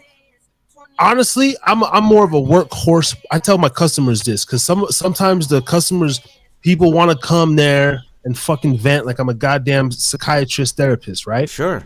I'm not always that guy. And I tell people, I say, I'm more of a workhorse bartender. I'm the bartender that you call in on a fucking Friday night to slang those fucking drinks, bro. I don't want to talk to none of you motherfuckers. I want to see tickets. What do you need? Because my job's so easy. And this whole process is really simple. I'm here to give you some food and drink, give you a fucking check, make sure everything's good, fast service. I'm always polite, but sometimes they mistake my quickness for being short. One lady told me last week, she's like, you know, you could spend a little more time with me. And I was like, ma'am, I got 16 other customers at this bar. It's go time. I said, I got tickets. I said, I don't have time. I said, I'm here. You want to talk? I said, I'm making drinks. And I just start pouring my shit. Right. But some people like, but anyway, but there's a lot of people I hear you, man. I see even in the food industry that's like, or even when I go to eat places and I'll be scoping. Sometimes I'll if it's not like a singled out place, like if you have options, I'll stand back, bro. Seriously, like especially rush hour, like when we go to Reno and all this shit, like, you know, yeah, if we're going to a direct spot, hey, fuck it, the wait's 40 minutes, this and that. But sometimes I'll scope and I'll be like, nah, like they're sinking right now. Those servers are stressed. You're not like your order's not going to be right. I could just tell upon walking in. Wow. I could see the morale of the workers, and I could say, okay, that kitchen's overflowed. This fucking table is still waiting for drinks, and they don't have menus on their table, so most likely they already placed their order. They still don't have drinks. You know, like I assess all this stuff, but I see Man, the other day I don't mean to cut you off, but man, something came into my head when you were saying that. The other day I was at Best Buy. You know, the Best Buy over here by Barnes and Noble on South Virginia. Yeah? The dude was helping some guy, older guy, and he was eating chips while he's helping them. An employee from Best Buy. I'm very particular about that, man. I'm very particular about like service, dude. Yeah. Like just like you said, like cause I'm a master server myself, man. I serve with it, I look at that and I'm going, you work for me, I'll fire your ass right now. Yeah. A lot of my coworkers, they eat like I don't eat in front of my customers. If I need to smash some food, I'll just go in the back where they can't see me and I'll take a couple bites. But a lot of these fucking savage ass servers, they'll like have a table, they'll go put their order in, and then they'll sit down and keep eating, and the table's just looking at it. Like, to me, it's all about image. And if I'm going into a place, there's some dive bars where it's a dive bar, bro. The dude's back there eating nachos. What are you drinking, bro? And that's like I really like this place where I go. That's how they operate. But it's such a fucking it's just such an American bar. It's like that's just what it is. They grab your fucking lemons with their hands, and fuck it. There needs to be places like that. But overall, when you're going out to these establishments, a restaurant, and this and that, I don't want to see my server like chewing or No.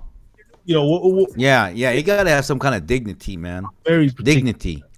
Yeah, that's what I've been telling it's like, what reason why I like to be crispy. It's not because because there's something about being crispy. When I say being crispy, I'm talking like your hair combed. I'm talking your shirts pressed, your pants pressed, your shoes are shiny. You're put together. You smell nice. Not always your typical baseball hat, freaking hoodie, and freaking jeans and all that. That's cool, but dude, have some self-respect, man. Put some style in yourself. You know what I'm saying? Like emphasis. Again, it goes back to like, comfort. Oh, I just want to put food in my mouth. And then, man, but it costs money. It costs. You know what? No. If you're not creative, you're bland. You're dull. Boring. No color. No flavor. No style. No essence. No spirit. I can't live like that, man. I can't live like that. Yeah. I just can't. That's why I'm excited for some change too, because I'm just like, man, people, they make a big deal out of the littlest stuff, the stupidest stuff, and being in this industry, yeah, I become short. I'm never rude, but I explain to people, like, I know in the morning I'm gonna go in, and our menu's so fucking. There's only like I don't need a pin to take your fucking order. I could take, tell me your drinks. A lot of times, motherfuckers, they'll literally like, they do this thing and they're and it's like, and if I'm not making direct eye contact with, because a lot of times I'm so busy, I'll say, look, I'm always listening. Just yell, like, I'm gonna go make these drinks. Just yell, tell me what you want. Hey, Manhattan, like, I hear you, bro. It's not a fucking, a lot of people want this direct, are you ready to order, sir? And it's like, I get irritated with some of that shit, because it's like, bro, this whole process is simple. You're in an airport. I know you're flying out. What the fuck do you want? Just what do you want? I'm not being rude, but it's like, you're a grown man. You've been drinking for fucking 20 years. You're clearly, you know what you want. All this, do you have this? And it irritates me, man. And especially if you're in an airport, when you're in an airport, what does that mean? Time is of the essence. You have a flight schedule, you have an arrival schedule, so everything. So when you're over there, I'll be so glad to. Hey, I want so and so and so and so, and then the servers already know what you want. You don't have to be like, what in there? It's you're in an airport. You're there. You're probably on layover. You're probably gonna catch your next flight. What? That's what it is. But if you go to a place where, especially for that, where you're like gonna have dinner and then you're gonna have business meetings and all that stuff, then yeah, I want the server to be like, okay, Can Well, I help you? Yeah, I get it. at a high end, Yeah, when you're out, it's that Yeah. one off. You're out there celebrating. You're doing your thing for sure. yeah. You know, But when you're in an airport, a lot of those establishments, they only give you a few tables, so you can really communicate with your people. But Yeah. even beyond that, though, like even those people that go in regular, that's where me, I'm making my transition. We're gonna get monetized off this, and this is gonna be our new business. But because I'm just done with it. And when I And- eat, I never complain. I never Yeah. complain, bro. If I get like, I almost expect like my expectations of going out to eat is just like my attitude. I'm even kill all day, every day. I don't have any more meaning, extreme highs, and I don't have any more extreme lows. right? I got my BBD, BPD, so called, under control. I'm not up a little bit, but not when it comes to like my service. I just understand that, especially nowadays, these people are over fucking staffed and are understaffed, Yeah. overran. Yeah. So when I do get crazy good service, I'm highly surprised, but I'm never bitching about. yeah. And then not only that, if you're stupid enough, which most of us are, to go out again, because they automatically, you're paying a minimum 40% markup, if not Right. more, for the food, even like a tap beer, right? Mhm. Right. You buy 20-ounce beer for $8 when you Right. could clearly go buy the whole 12-pack in the grocery store for the same price. You Right. get 12 for one Right. or 6 for one. And so when they're doing a 500% markup like that, I feel when it comes down to math and being an adult, if you're really that concerned about your dollar, then you wouldn't be at the restaurant in the first place, because you could make a week's worth of meals for one outing at dinner or lunch at even Right. or Outback. So Right. I try. It's almost like walking into a casino. Like, you got to know that you're there to lose money. If you win, Right. great. Right. I guess but I don't eat 4 or 5 star. I mean, I guess those establishments, the Roost Chris and stuff, that clientele. But when you're like a common middle class, low Yeah. class, we're going to Chili's on a Friday night. Come on, the bitch there is worried about her college class, her boyfriend. Yeah. Don't expect too much. I take all that. Don't have too much high expectation, because you're eating in a middle class, lower middle class, someone, like you said, someone out there that's just trying to go through college, or maybe raising her kids or his kids. And, don't expect too much. But if you're going to be like, I don't know, maybe like, Asagio's or something like that, some restaurant, fancy ass restaurant where you are going to pay top dollar. I expect the server to be like, if you want to get tipped like 15% today, okay, I better see that 15% effort. That's all. I'm not going to give you attitude, but you'll see from my tip how I felt about you. Yeah. And well, for me also, the thing is this, whenever I go out, I like to know the server. Yeah. It's 20% these days. Oh, 20%. Yeah, okay. 20%. So for me, like I really, I'm big, because my whole, is customer service, sales, and everything. I'm big on, like, if you're a server. By the way, my name is Ray. If you need me, my name is Ray. I'm a huge proponent of that. But now they're not introducing themselves. Oh, because they're gonna like me. And you know what? You ain't that special, motherfucker. You're serving these people. You want your tips? You better let them know who you are, so they can call your name. Plus, it feels good. Hey, Ray, can you? Okay, cool. But to most people that have this backward, toxic mentality, they look at that as, oh my gosh, they think of themselves too highly, and you're like, you ain't nobody. Oh my gosh, they know my name. They're gonna like, stalk me. Well, it is, to me though. I like that commercial. I don't know what it is, where it's like, it's the guy telling the person, you don't have to be like your parents, when it's like, Dad, the waiter doesn't need to know your name. You know, that whole thing, it does frustrate. I wear a name tag. I'll give them my name, but Right. it does weird me the fuck out. And I get it. I play along with these guys, but when they say, well, oh, Dakota, I'm Steve, and it's like, great, fucking, I'm not gonna remember who the fuck you are. Yeah, right. Thank you for telling me your name, Steve. You know, like there's some, but I understand that's their. And I'll say, nice to meet you, Steve. I'm Dakota. But in my head, I'm like, I don't give a fuck what your name is. I'll be back to take your order, motherfucker. Yeah, well, for me, like the thing is that you don't know, you don't need to know my name if I'm the one that's eating there. Like, I don't want you to know my name, That's what but we're- I want to know your name because you're serving us. Because if I know your name, then I will feel like when I ask you, hey, we need some more napkins. You know, I don't want to go, hey, I want to call, hey, Harris, hey, Dakota. Mind if I get some more?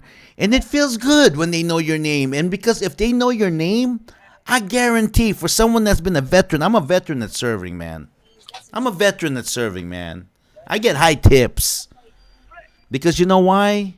Because I know how to assess my time and the way I position myself to people. If they know you by name, guarantee you're going to get bigger tips. Yeah. Take it from a veteran, man. Really. Take No. it from a veteran. No, I mean that's something I learned, years ago. Just in the serving thing, but it's not. In certain scenarios. I mean, maybe where you are, maybe because you got it like that, you don't need to, But if you're like maybe just kind of like new or starting out, or you wanna, you know what? Yeah, introduce your name to them because you are serving them and everything like that. Kind of like why I tell people, why are you so friendly, Ray? Because it's my defense mechanism. Because if I know you, I got you. Not in a bad intention, but okay, I'm familiar with you. You need that. But now it's like, oh, secretive. Oh my gosh, but then you're on all the social media, and then you go, oh yeah, you have. Then I'll ask them, do you have a TikTok account? Yes, I do. Well, there you go, bitch. You're like, you're so secretive. You're on TikTok. Someone's already like dictating your stuff. Yeah. Or even like any other social media. I'm not just saying TikTok, but they're known for that kind of stuff. They're measuring you already. Like right now, where we are right now in this whole online gamut, man, they're really measuring us. But okay, measure me all you want. All I know is this: is if my intentions and what I'm doing is for the good of the people, then I got no worries about that. I don't have any guilty conscience of doing that because I have no bad intentions on anybody. Yeah. So. Yeah, man. That's good. That's a good one. Right? I mean, makes sense, right? And so, but like you said, but you don't need to know the name of the people you're serving. That just weirds me out. That's like some weirdo shit. Yeah, that would weird me out too. Like, Like, okay. I'm, at least once a day I get a motherfucker. And it's like, seeing my head like, great, dude. And you know what? If you're serving and you give them a false name, do it. Oh, what's your name? Johnson. Hey, Johnson. Well, I You mean, don't need to. well, you can't do that because by law you got to have a name tag, all this shit. But Yeah, a name tag. Yeah, okay. Yeah, you have to do it. So you have to. Yeah, okay. But I mean, yeah. But sometimes I like that commercial because it's a real life thing where it's like that because it's like always some old people shit. No young motherfuckers just like I'm Mark. It's always these old guys. It's like I'm Dell. It's like great. Hey, everybody is fucking Dell. But you know what though? But that's why today in the customer service realm, the old people, the old farts like me, we're the one that's basically cracking it because the young people, they're freaking socially retarded. The young people like freaking socially jacked up, and it's like, yeah, it's like. That's why the older ones, I mean, maybe my era, we still have that good old fashioned know how to give real customer service because we were really dealing with people to people. I love that. I'm sorry, I'll always love that. I think that never dies, But you have the one that's like like I don't know, man. Like I was at Best Buy the other day. Young guy, obviously, service scrappy over there. Whether they're shorthanded whatsoever, and the young guy was like talking to me, and trying to throw like technical words, thinking I don't understand. I got that, and then I'm kind of going. And I'm just kind of looking at them, and in my mind, I'm going, "You pathetic soul. You pathetic soul. You're over here talking to me because I'm older guy, and I'm asking you this question, and because you don't know the answer, all of a sudden, you're like, well, the derivative of the of your dichotomy is the trying to put the hard words like so it'll confuse me. Fuck out of here." I asked you some I had experience like that when I was buying my setup here, and last year, and I was in Best Buy in I think before I bought my Mac, I ordered it off Apple.com, but I was up in there just peeping some game, talking about the ROM. I do my reviews, so I know a little bit about like. ROM and the RAM and the ROM, yeah. RAM and the specs, right? Just basic specs. And they were really impressed. The one guy's like, he's like, man, you've really done research. I'm like, oh yeah, man. And I told him, I said, bro, I'm not buying shit today. I said, but I'm in here looking physically. I said, I already know pretty much what I'm going to get, but I want to come in and just poke around, still ask some questions. Right. He was impressed. He's like, man, a lot of people they'll just come in here and, what's the best or what's the fastest? And I'm like, nah, I don't do that. And I said, because I think Best Buy does a price match thing or whatever. Yeah, they do. If you can, and the only reason I know because I know why I worked at a Best Buy selling solar panels. But anyways, but they do. If you can give them a price that is cheaper than what they're selling for, they'll match it. Yeah, and what I was looking for, I think it was because they were doing they had a rebate on Apple or something, but he's right. It's we don't do rebate, whatever it was. But I said, all right, man, thank you for your time, this and that, and but anyway, that was just something that he tried to come at me with. We have this, and I said, well, I was looking this up and it's a question. I said, yeah, I think it was the M1, the new Mac, and I said, yeah, it has more of the RAM, but you're sacrificing the gigahertz. If I get this one, it has less RAM or whatever, but or like a dual, a quad cylinder? Yeah. Whatever the fuck, a quad core, right? Quad core processor, yeah. I was looking at but I said this one is a dual core, but it has more gigahertz, which is the frame time it's faster. Yeah. And he's like, yeah, that's actually true. And this particular dual core was cheaper, So I was like, he's like, oh, but he was impressed. He's like, oh wow. He's like, man, you've done research. I said, yeah, man. I be looking, because it's my dollar. Yeah, man. You gotta go. Yeah. $1,000, $1,800 for a fucking, oh, but you get, I can get the $800 laptop and this, but I'm sacrificing this. And yeah. No, I hear you, man. It's it's just a different kind of crowd, I guess. It's just it's just, I think it's just a different kind of crowd. Yeah. And like yourself, like for me, like when I was selling it, I've sold everything. Pretty much you can think of. I can't walk in and pretend like I know when I don't know. I like to read and know and understand. And if I don't know and you're the customer, man, school me, because it comes in handy. And the reason why is because you know what, it's always good to learn something new. To some people, and I know I rag on a lot of people that just never really tried entrepreneurship, and they just been having the same job all the time, because once they lose that job, that's it. There's no more left from their imagination. That was their claim to fame when they were at the office. Right. And I feel like I haven't found my claim to fame yet. This is why I go into work and I'm just like, man, this is temporary, bro. Everything's temporary because I'm still on my. I've gone through that thing too, man. I've gone through that thing too. Yeah, so what you're going through, I've gone through, and you know what? Once you've been hit with that bug, that independence bug.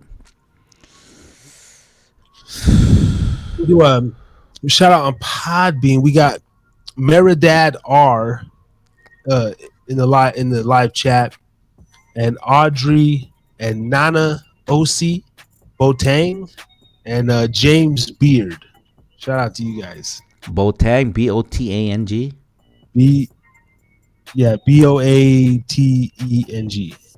Botang. Boateng. Botang. Nana Osei Osei. Sounds like an African name. I love it. Nana Osei Boteng. Botang, yeah. Sound like either they're from Ghana or some parts of West Africa. I just love Africa, dude. I gotta visit Africa, dude. Yeah. I think I'm gonna buy me a house in West Africa, man. I think that's one of my destination, man, in life. I'm gonna go there and I'm gonna live there, and I'm just gonna be, I don't know, man. There's something about the Afrikaners that I like them and they like me, and there's something about their culture that I love, and I love it. I really think that you would think that I would probably be somewhere in South Pacific, but nah. I see myself going to Africa, man. There's so much more like open opportunities in Africa that's untouched. Well, the Chinese are touching them all now, right? I mean, yeah, they do. They are, but it's they're touching them. Yeah. I'm trying to go visit Akon City when he opens that shit up. Oh, man. hell yeah. Oh, I would love to go. Wait, Nigeria, right? Congo? Nigeria.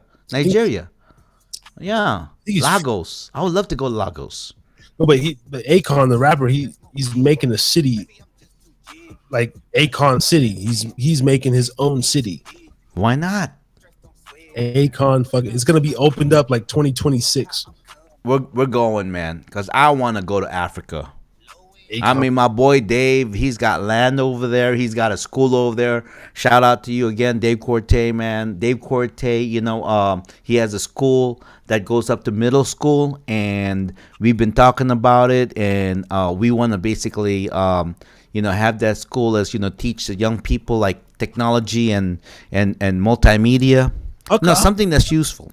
You keep talking about this fucking guy, but how come he hasn't ever come on Harris Drinkin Again podcast?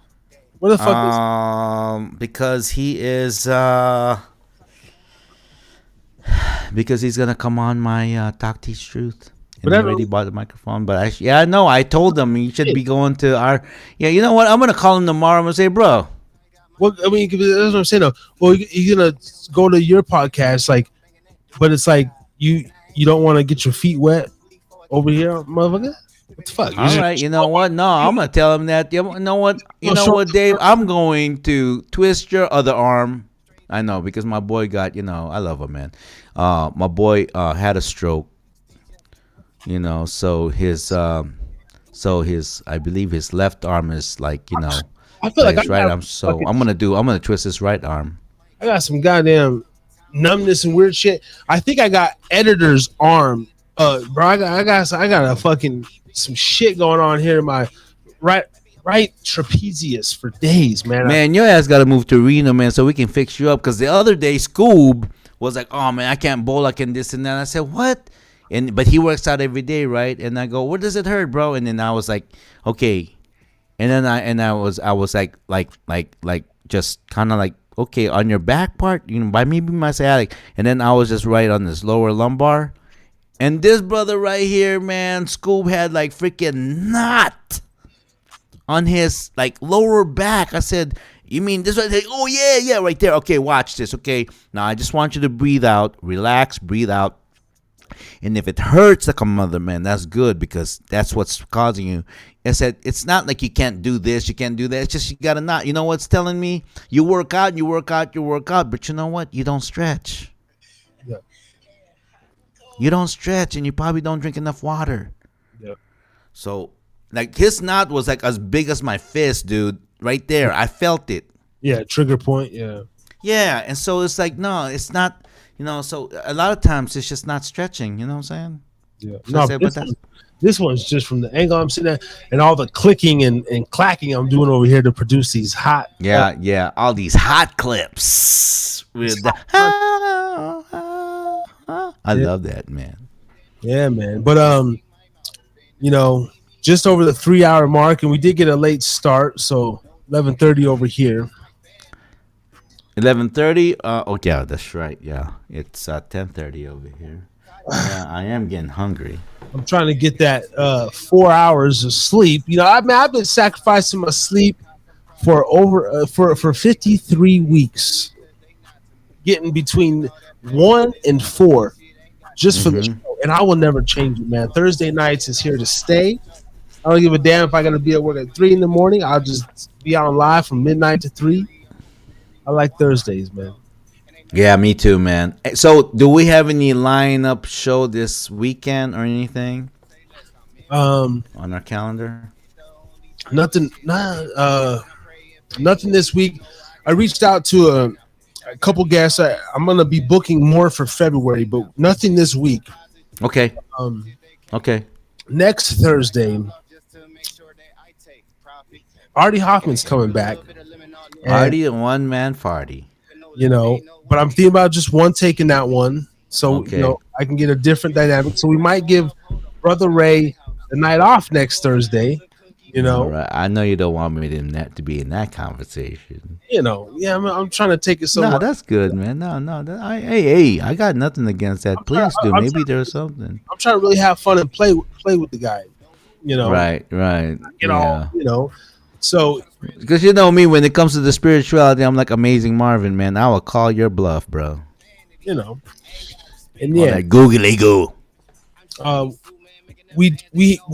did have a show lined up on someone else's platform, but nah, man. Right now, Artie Hoffman, and then we have a Titanic. So this guy here. So we had shout out to Steve J. Rubin before we get out of here. He's a know-it-all on the Twilight Zone series and James Bond, but I got a Titanic historian coming on the podcast. We are gonna get it. He knows everything about the Titanic, all the conspiracy side. And I was talking to Steve. I said, bro, I don't know much, but supposedly the Titanic, J.P. Morgan, is involved, and there were some prominent people on the Titanic when it sank, and to get and after the Titanic, that's when the whole something with J.P. Morgan and the whole shit. So I don't know. We got a Titanic historian to come on, so we're gonna get some history in this month.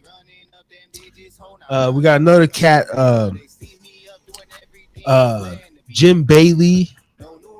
I don't know, Jim Bailey. He has a podcast. But we got a couple cats, but I'm really excited to get this Titanic historian on, brother. He wrote a book or something about the Titanic. He knows all about the Titanic. So, and of course, I'm gonna go down my path of like, so what's really the thing? I better be there That one's gonna be interesting. because we're gonna add something to that Titanic, And I'm baby. I'm thinking that's gonna be a Zoom pre-record, just so So there's no I can throw up, because I want to put up some pictures and things that he references. I want to be able to throw those up. So that's going to be a pre-record. Right now, next week, Artie Hoffman. What is that? The second? I have something booked the 12th. What's the 12th? The 12th is like Sunday. The 12th is a Sunday, my friend. Absolutely. Sunday. we're doing someone else's show on that on the 12th, Mm-hmm. and then I'm not sure, Wait, man. isn't that the 12th? Isn't that Super Bowl weekend? Is that the Super Bowl? Because so this weekend, the 29th, is the playoff, and then they usually have 1 week off, and the next one is the 5th, and there's no game on there because it's and then I believe on the 12th, Might be, yeah. that's it. It says right here, Super Bowl weekend, dog, Okay. Well, at 3 o'clock. I booked a motherfucking. Well, I don't really care about the Super Bowl. I don't give a shit. But so I'm gonna be doing someone's I podcast. do if my team is in there. Yeah, I know you do, but I don't give a shit. I'm gonna be doing a podcast on Super Bowl Sunday. For real though, if my team is in there, you best believe I care. Yo, hold on, hold on, hold on, hold on, hold on, hold on, hold on, hold on, hold on. We got one of our day ones in the building, man. Drunk? We got one of our day ones in the building, man. Yo, brother, where you been, bro? Shout out to Drunk. Drop another one of those. We glad you back, man. Come on over here, give your grandpa a hug. You know what I'm saying? Hey, thank you, brother. Y'all been having some fire interviews lately. Trying, man. Trying, bro. I got the Tommy Chong full interview drop. Oh man, you know next what? week, and I got the Gianni Russo interview dropping next week or the week after. Hey, drunk man. I hope that even though you ain't been bugging in, I hope you've been catching in because we have a lot of interviews and greatness and everything, and we just getting better and better, brother. Pro Bowl in Vegas too this weekend. That's what's up. And then we got the NBA All-Star game here in Salt Lake City in Oh, that's right, in 3 weeks. NBA All-Star game, baby. It's gonna be lit. I'm gonna That's be down cracking. I'm trying to get some tickets to the Friday night Rising Stars game and all that shit.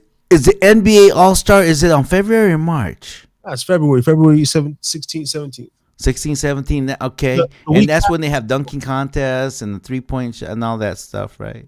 Yeah, week after the Super Bowl. So it's gonna The be week. cracking. It's gonna be It's gonna be cracking. I think cracking. Andre's plug ass has tickets. I think he's going to the motherfucker. Man, call that brother, man. Like, you know what, man? Cuff him them tickets, bro. But I will be in and around the building. I'm trying to get a press pass. Harris is drinking again. Media pass. You know what I mean? Right. Yeah, right. Yeah, like interview the stars and everything. I'm trying to go interview John Morant and For real. talk about. I've been looking up this John Morant cat lately, and he just had a riff with Shannon Sharp and at the Lakers game or whatever. But I've been looking into this guy, and apparently a couple weeks ago he was sued for punching this 17-year-old kid at his house over a basketball game. But then a lot of people are going in on his tweets because he's I guess he's saying subliminal stuff, tying himself into like gang culture. And a lot of people are like, bro, you gotta leave that shit behind. He's always tweeting free thug, free thugger. And he's talking like a gang, like he's hard, right? And so, right, I don't know, there's this thing on the internet right now with John Morant and he's a young man. He's in Memphis.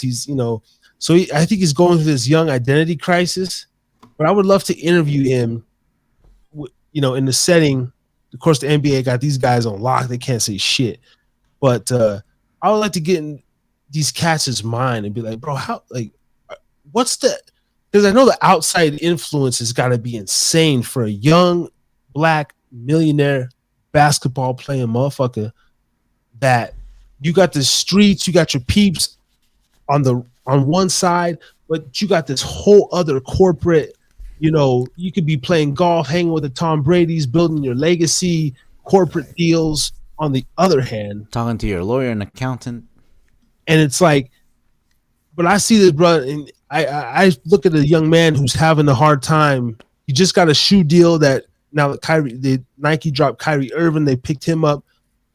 So I've been following John Morant pretty heavy though. Just All I know is that brother floats and flies. He's incredible, dude. That dude, his athletic ability is off the charts, dude. That dude he can basically do different acrobats midair. That's what I'm saying. It's like he's at that crossroads. Like, bro, you got to make a decision. So I think in the next year or two, we're gonna see his true decision. It's like, bro, are you gonna leave the streets behind, all this bullshit, and go the legend route, or are you gonna be run your course 5-6 years, be like AI, be loved, but but be ringless. Are you gonna get the fucking ring or not? You're gonna put your head down, nose to the grind, get the ring, or are you gonna get the accolades and the endorsement deals and be all up in the videos? I know, right? And just be another. He was cool. Ja was cool. But then meanwhile, whoever it is, Trey Young, or they're winning titles, and Right.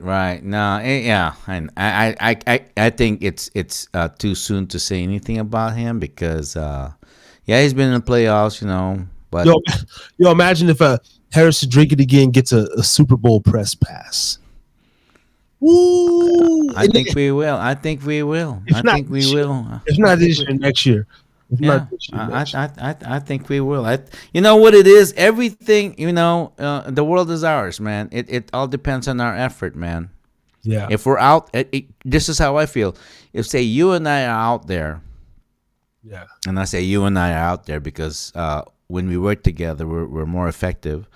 You and I are out there, and we can just, hey, bro, hey, especially like I'll stop Kevin Durant or whoever, man, to talk to us whatsoever, man. Yeah, Drunk says this All-Star game, the captain's gonna be picking the teams on the court like a pickup game at the park. That's dope. Now, wow.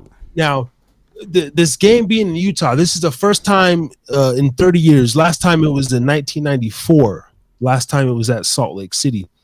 Now, being a Utah resident, you're right. What I can say to that is the Utah legislators have already been the rules. Let me pull this up. Right here on the show.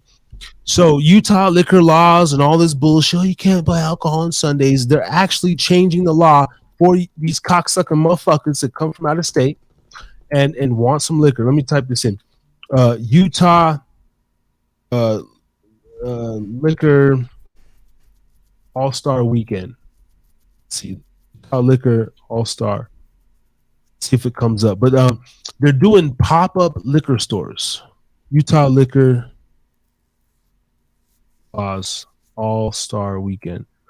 But no, it's gonna be lit. I was at the 2007 All-Star game in Las Vegas, the most craziest All-Star game ever. And the NBA said they will never have another All-Star game in Las Vegas.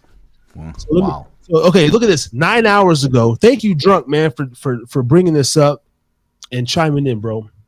Let me share my screen here.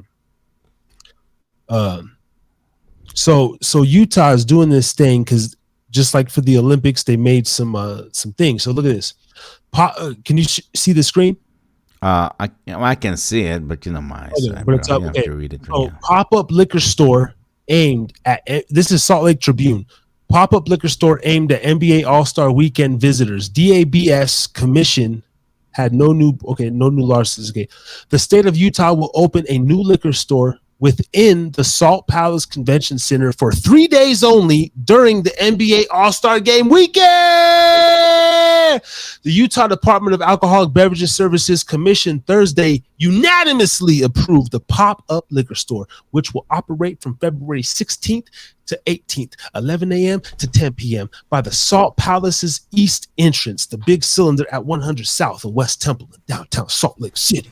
So this means saw the need for a pop-up liquor store because many of the people visiting Salt Lake City, in particular, is concerned about added congestion of foot traffic, blah, blah, blah. The pop-up, Clausen said, really offers a great alternative location for visitors to safely purchase items from temporary state liquor stores that's walking distance to many of the activities taking place, as well as hotels. The store will stock national brands and we'll showcase local brewers, local distillers, local ciders. Oh, shout out to the local ciders. Sipping on one right now. Stem hard chili guava. Damn, cider. I want to be there on that weekend, yo. I want Yeah, to be in.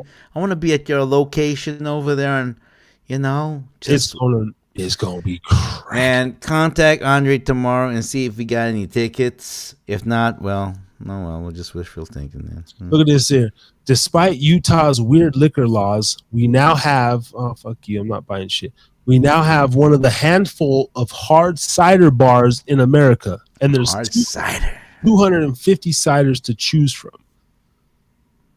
Wait, when they say hard cider, is that like alcohol or not alcohol or sparkling with alcohol? What does that mean? Anything Like hard. hard lemonade? Is that what it means? Like lemonade with alcohol? I mean, Yeah, apple cider, but it's alcohol. with alcohol. Yeah, there's ciders and seltzers and stuff right now. So anyway, that's proof right there that the motherfucking haters can hate. But I'm taking my ass back to Nevada this year, so it's all good. Come home, baby. Come Yeah. home, Come home. But yeah, no. And as we move closer, I think that Sunday, because that Sunday is the actual game. So the Thursday before Friday night, that's going to be a lit podcast. And I think I'm going to go downtown, get some footage and have some footage on the channel. And best believe I'm going to have my drone and my other camera downtown. I'm getting footage that weekend. I work in a place where I'm going to see all the motherfuckers that are coming to town that weekend. I'm going to see them.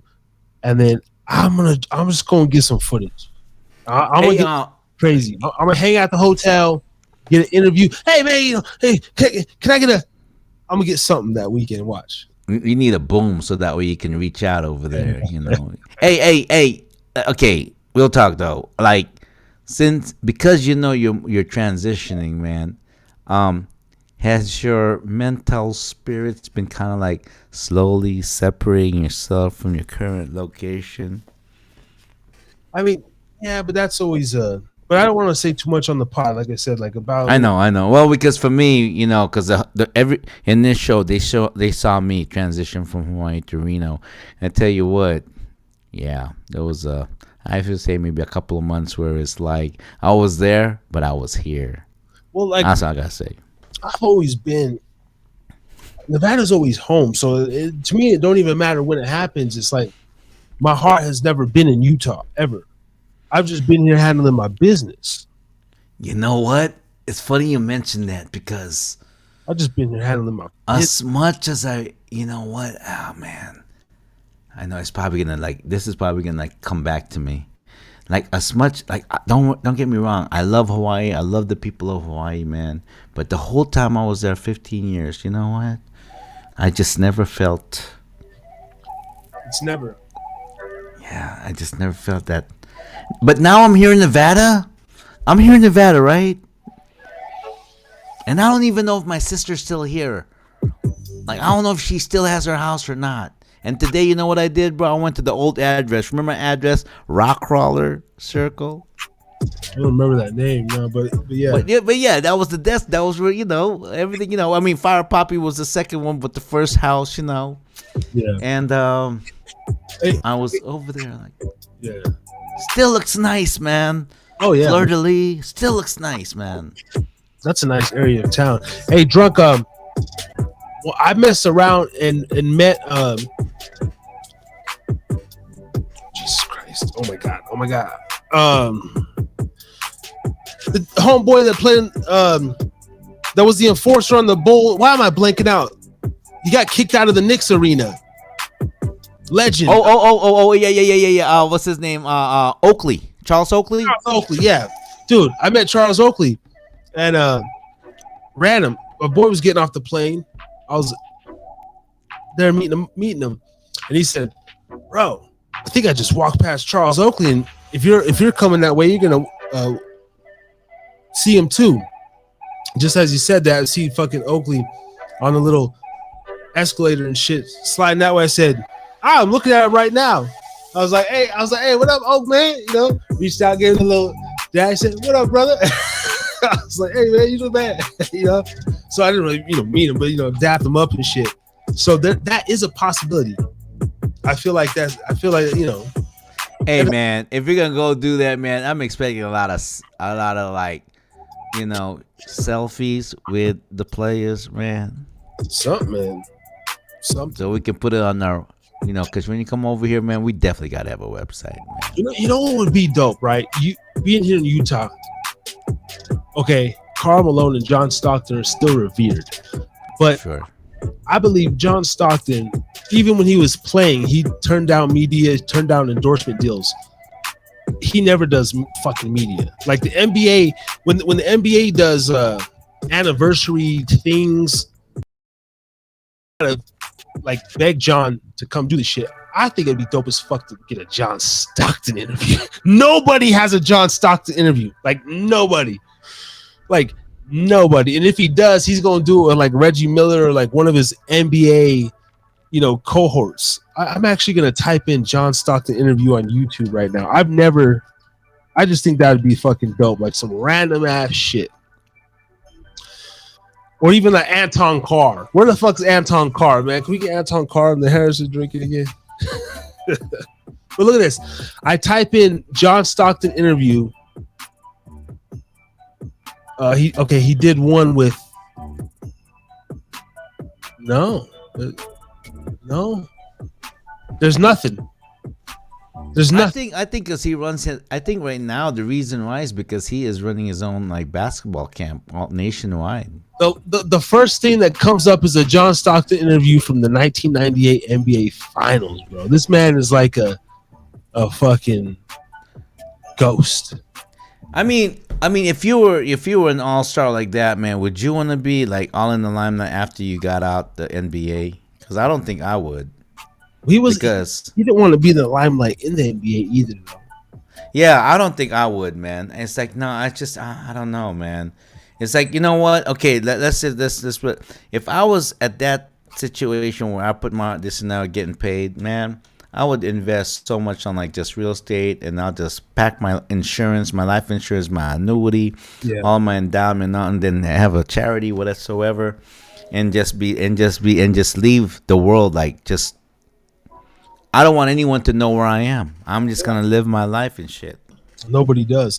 Well, let's don't forget the fact that Karl Malone has the R case against him years ago in college, and everybody's sweeping that under the rug. Yeah. He has some things. He definitely got some bones in the closet. He has some things in the closet, big time. I feel like, man, I would definitely, especially because I didn't like the Jazz, I would press that motherfucker. I'd be like, bro, can you clear up these allegations from fucking 24 years? This interview's over. Well, that's another reason why these people don't like to do that in the limelight, because they've done so much whatever, and the way the way the media is today. I'm just kidding, Carl. Come on the show, man. I'm not gonna call you out, bro. Yeah. Nah, but and fuck Donyell Marshall. When I was a little kid, Donyell, you broke my heart, man. You know how influenced little kids are, bro. And I was a little half black, half white, poofy haired, afro looking motherfucker, bro. And I remember, I don't know what game it was. I went to see a few games as a kid. Wait, what? Donyell Marshall, wasn't he with the Warriors? He's the one with the cornrows, bug-eyed guy.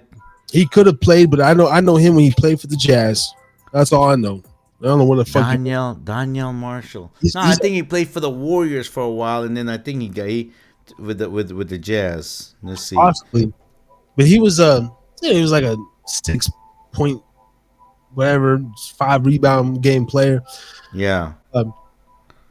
Man, I was a kid. I was getting autographs, and I was the only black kid or so-called black kid in the whole group. Yeah, I know him now. Yeah, Donyell Marshall. Yeah, he looked me dead in the eye, and his eyes said it all, bro. He looked me in the eye and said, "Fuck you, little nigga." What? He fucking literally looked me in the eye as he skipped over my hand and sign autographs for every fucking kid around me, dude. I'll never forget that, dude. Fuck you, Daniel Marshall, bro. I was about 12, whatever years old. Fuck you. Wait. Let me hold on. Wait, let's back up here. Oh, I know what he was doing. He did that to a young black child like you. Were That's you the what I'm only saying, young bro. black child in that whole thing that in got to fucking get? Salt Lake City, bro. I'm over there, Daniel. You ain't Bro. Man, I remember him. Yeah. And it's not like he didn't see me, bro. We locked fucking eyes, dude. And I felt a certain way about him, bro. Like his eyes were telling me, like, "Fuck you, Nick." No, I know this dude, man. I know this dude. Yeah, he did play for the Warriors, but he played for a lot of people too, man. He played for the Jazz. Yeah. He's one of those traveling players. But anyway, that's just one of my takeaways from when I was a kid, man. So yeah, always be mindful, celebrities, man. You guys have a lot of influence on these little fuckers out here. Seriously, man. Yeah. Seriously. And you know what? I remember him. He is a corn-rolled, bug-eyed dude, tall dude. I've heard that too. Yep, I heard that about. They call Scottie Pippen no tipping Pippen. No tipping Pippen. No tip. And I got two stories for about actually three for Michael Jordan. So I'll say this real quick. Michael Jordan don't tip for shit either, but he's a fucking legend. Who gives a fuck? He's already God status, whatever. So, but anyway, fuck MJ too because not really. I'm sorry, MJ. You're the legend, bro.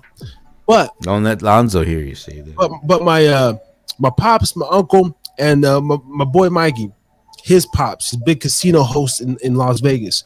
They've all had experiences with Michael Jordan. Now, my pops and my uncle used to drive for Bell Limousine. Look it up, Reno, Nevada, Bell Limousine. They used to take all the celebrities from Reno to Tahoe to golf, gamble. He had the contracts for the all the celebrity Tahoe celebrity golf every year in Tahoe. Tahoe Celebrity Golf Tournament. So they would drive Jordan up there, boom, boom, boom. Jordan would never tip the limo drivers. He never tipped none of his wait staff or anything. He was known for that, but being extremely demanding and like picky about everything. Him, and I've heard this from three different people in the professional industry, two in Reno and one in Vegas. I mean, and Mike's pops is a casino host, not a limo driver, but he's the actual guy that goes in there and just lines all the accommodations. Mm-hmm. But I've heard that on Jordan and Pippen's name both. They're just really? They just don't. I mean, you can Google, even like Vlad TV put out some interviews. Like right. I think what's his name, rapper from H-Tech, Chameleonaire has a Michael Jordan. Oh yeah, I heard about that. Yeah, a lot of celebrities have like these Jordan stories. Yeah, just, right. I don't know, man. I guess if you had all the money in the world, we're sitting here broke, so we'll be like, "Oh, I'm tipping everybody," but I don't care. Even those stories, man. Shout out to everybody. If you don't want to tip, fucking don't tip. Okay, you don't have to be a stupid ass limo driver and fucking.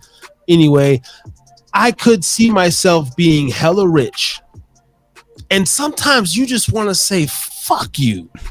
Like I would be feeling my balls so bad that it would empower me sometimes to stiff a motherfucker. I'd be like, you know what? I could change this motherfucker's life. I could tip him $1,200 right now, pay his rent. I ain't gonna do it. Let's dip out, right? Fuck that shit. I could see that. So I don't even when I hear stories. But I think what's gonna happen here. See, for me, I understand that, but see, for me, I don't want to be famous, dude. I don't want to be a celebrity. I don't want to be a celebrity.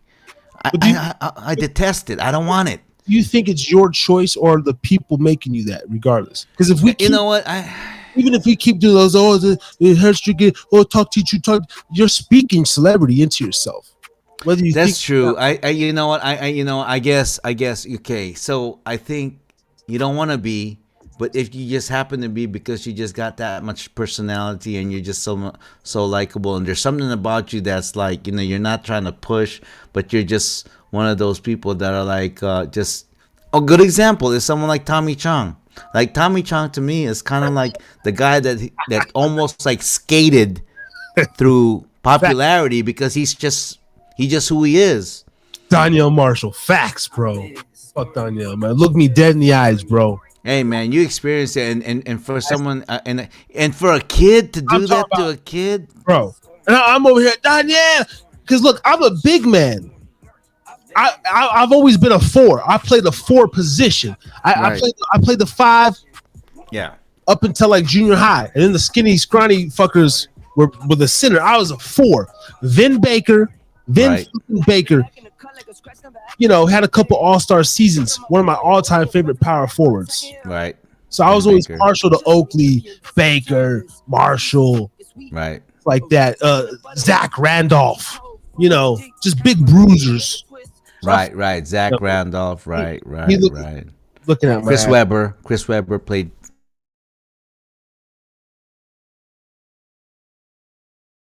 It was a great time. Sean Kemp. Sean Kemp. It was Larry Johnson, of course, man. My man, Larry Sure, Johnson. Larry Johnson. Grandma LJ. Ma, UNLV. Yep, LJ. Mm-hmm. Yeah, that Danielle, man. I mean, it's one thing if you're like just, you know, busy, whatever. Bro, we locked fucking eyes, man. You looked at me, bro, as if to say, "Fuck you." But you know what though, because I've always been a diehard Warriors fan, man. I remember him with the Warriors, man. You know what? Honestly, when all of the stuff was like kind of like, and yeah, I remember Don Nelson and everything was on there, and then it was just the main dude was Daniel Marshall. I'm like, damn. Little 6.5. Matter of fact, let me type in motherfucking Daniel Marshall's career stats. Fuck this motherfucker. He went through so many teams, dude. What does that tell you, dude? Don't even know how to spell his full name. Okay, comes up. Daniel Marshall. He's a coach now. Yeah, for a G League. Let's see. For a G Okay. League. What is his last year he played 2008. Okay, his career. Okay. 11.2 points, 6.7 boards. So an 11-6 player. Not bad. He played 957 career games. Averaged 26.2 minutes per game. But you know what you're doing right now, right? I mean, you're talking about like, you know, did this and that, but you know what? We're really helping his popularity, man. You know what? Let's cut this whole Daniel Marshall. I'm not interested in that, dude. I don't want to talk about him. Fuck He him. was a fourth He overall dissed my boy, man. You can kiss my ass too. He was a Come on, fourth Danielle overall pick, Marshall. so you're technically a bust with those numbers. Buster.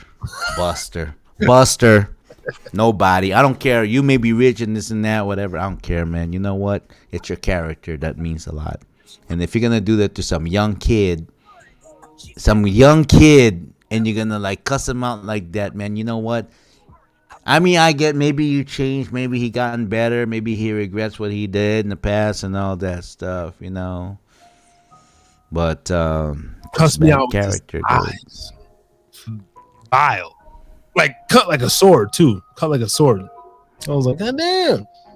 But yeah, that was No, I mean that's kind of like one of the dude that did that to me from In Too Deep, and he's from my hometown and everything. They're from Vallejo, and saw him at Summer Jam, and then I knew him. We used to like hang out and stuff like that with his crew, whatever.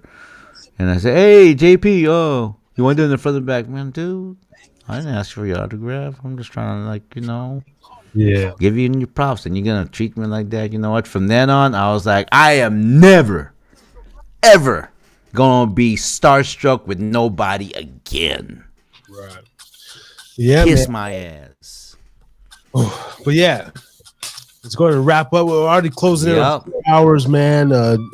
Just Damn, past that 12 went o'clock. by. It went by. Trust me, it went by, man. Damn, we've been on for 3 hours and 43 minutes, And and it felt like 43 minutes. yeah, damn. When you having fun, that's what it do. That's when it. Yep. And you know what we're gonna do tomorrow? Well, I mean, I got some stuff I gotta do tomorrow in the morning. But you know what? Maybe before that, I know you'll be at work. Top of the morning we'll chop it up, and then later on we're gonna talk about what we talked about here. And yeah. Hey, remember the times where we were like our Friday night debriefing of the Thursday night rants? Every Friday, man, it was just you and I, man. We would still like analyze what it is we can better and this and that, right? Yeah. Yeah. Salute drunk. Thank you for tapping in once again, man. We know you're always around, man. Salute, bro. For real, man. Thank you for your support. This is the first live of our second year on YouTube or in existence. So thank you, man, for being around. We're trying to keep making dope content, man. Just, land them motherfuckers, man.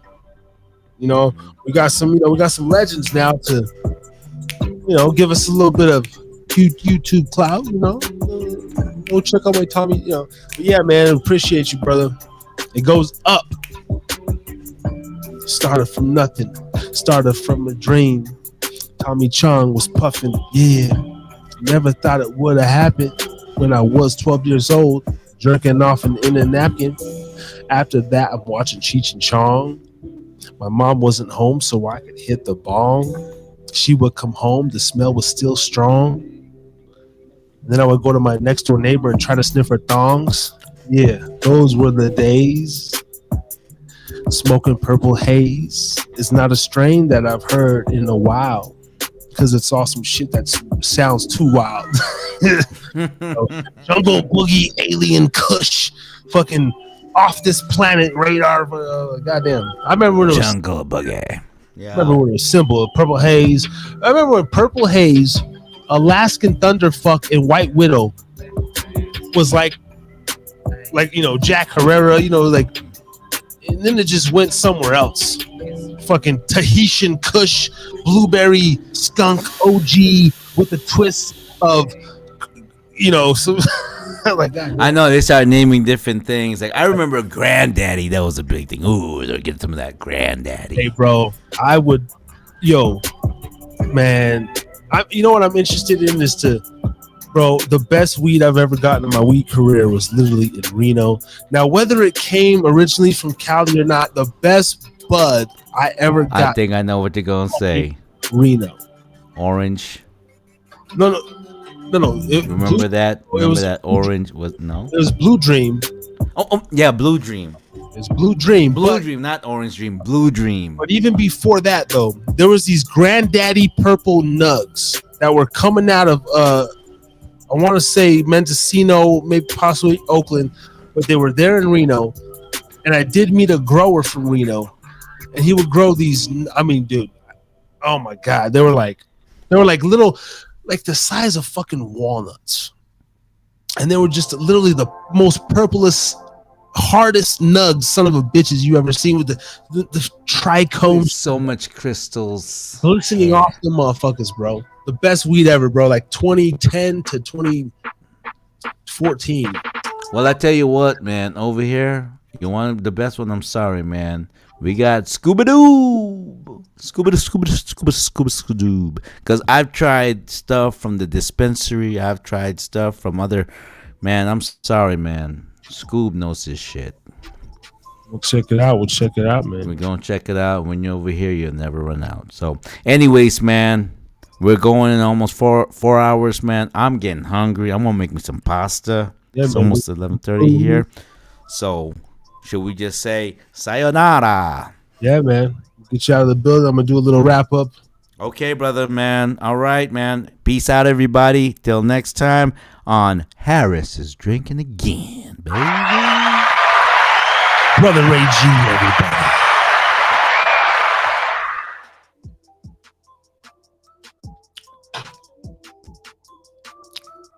Brother Ray G. Damn. Lit show.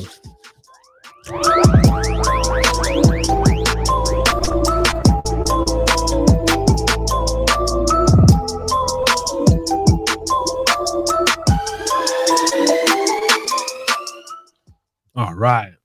Yeah, that about does it for me as well. We had some great traction tonight. Thank you, everybody, man. Salute. Shout out to fucking Pitt. Shout out to Amanda Turner. Shout out to Keenan Schweitzer. Shout out to Drunk. And on Podbean, I already closed off Podbean. Salute to y'all. 8 listeners over there tonight. Super great traction. Thank you to everybody. Shout out to Beeline DJ Steady as well. and a few more other people over on the Facebook side. We're now streaming from 5 different platforms. We just made a Twitter.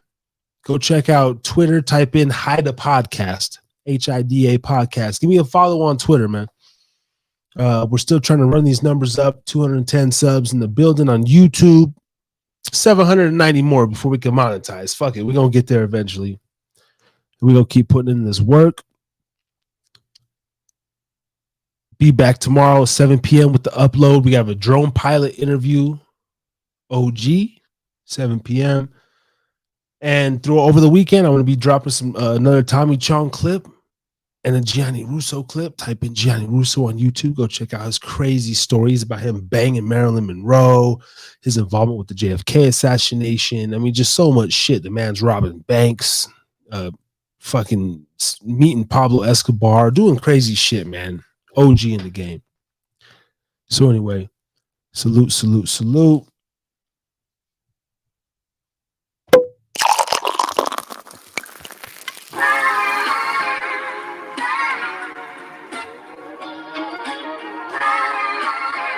Been a great night. Once again, 53 weeks in a row. It ain't stopping. It ain't stopping. Harry's drinking again. Pubcast. I'll be back. I think I'm going to chill this week. And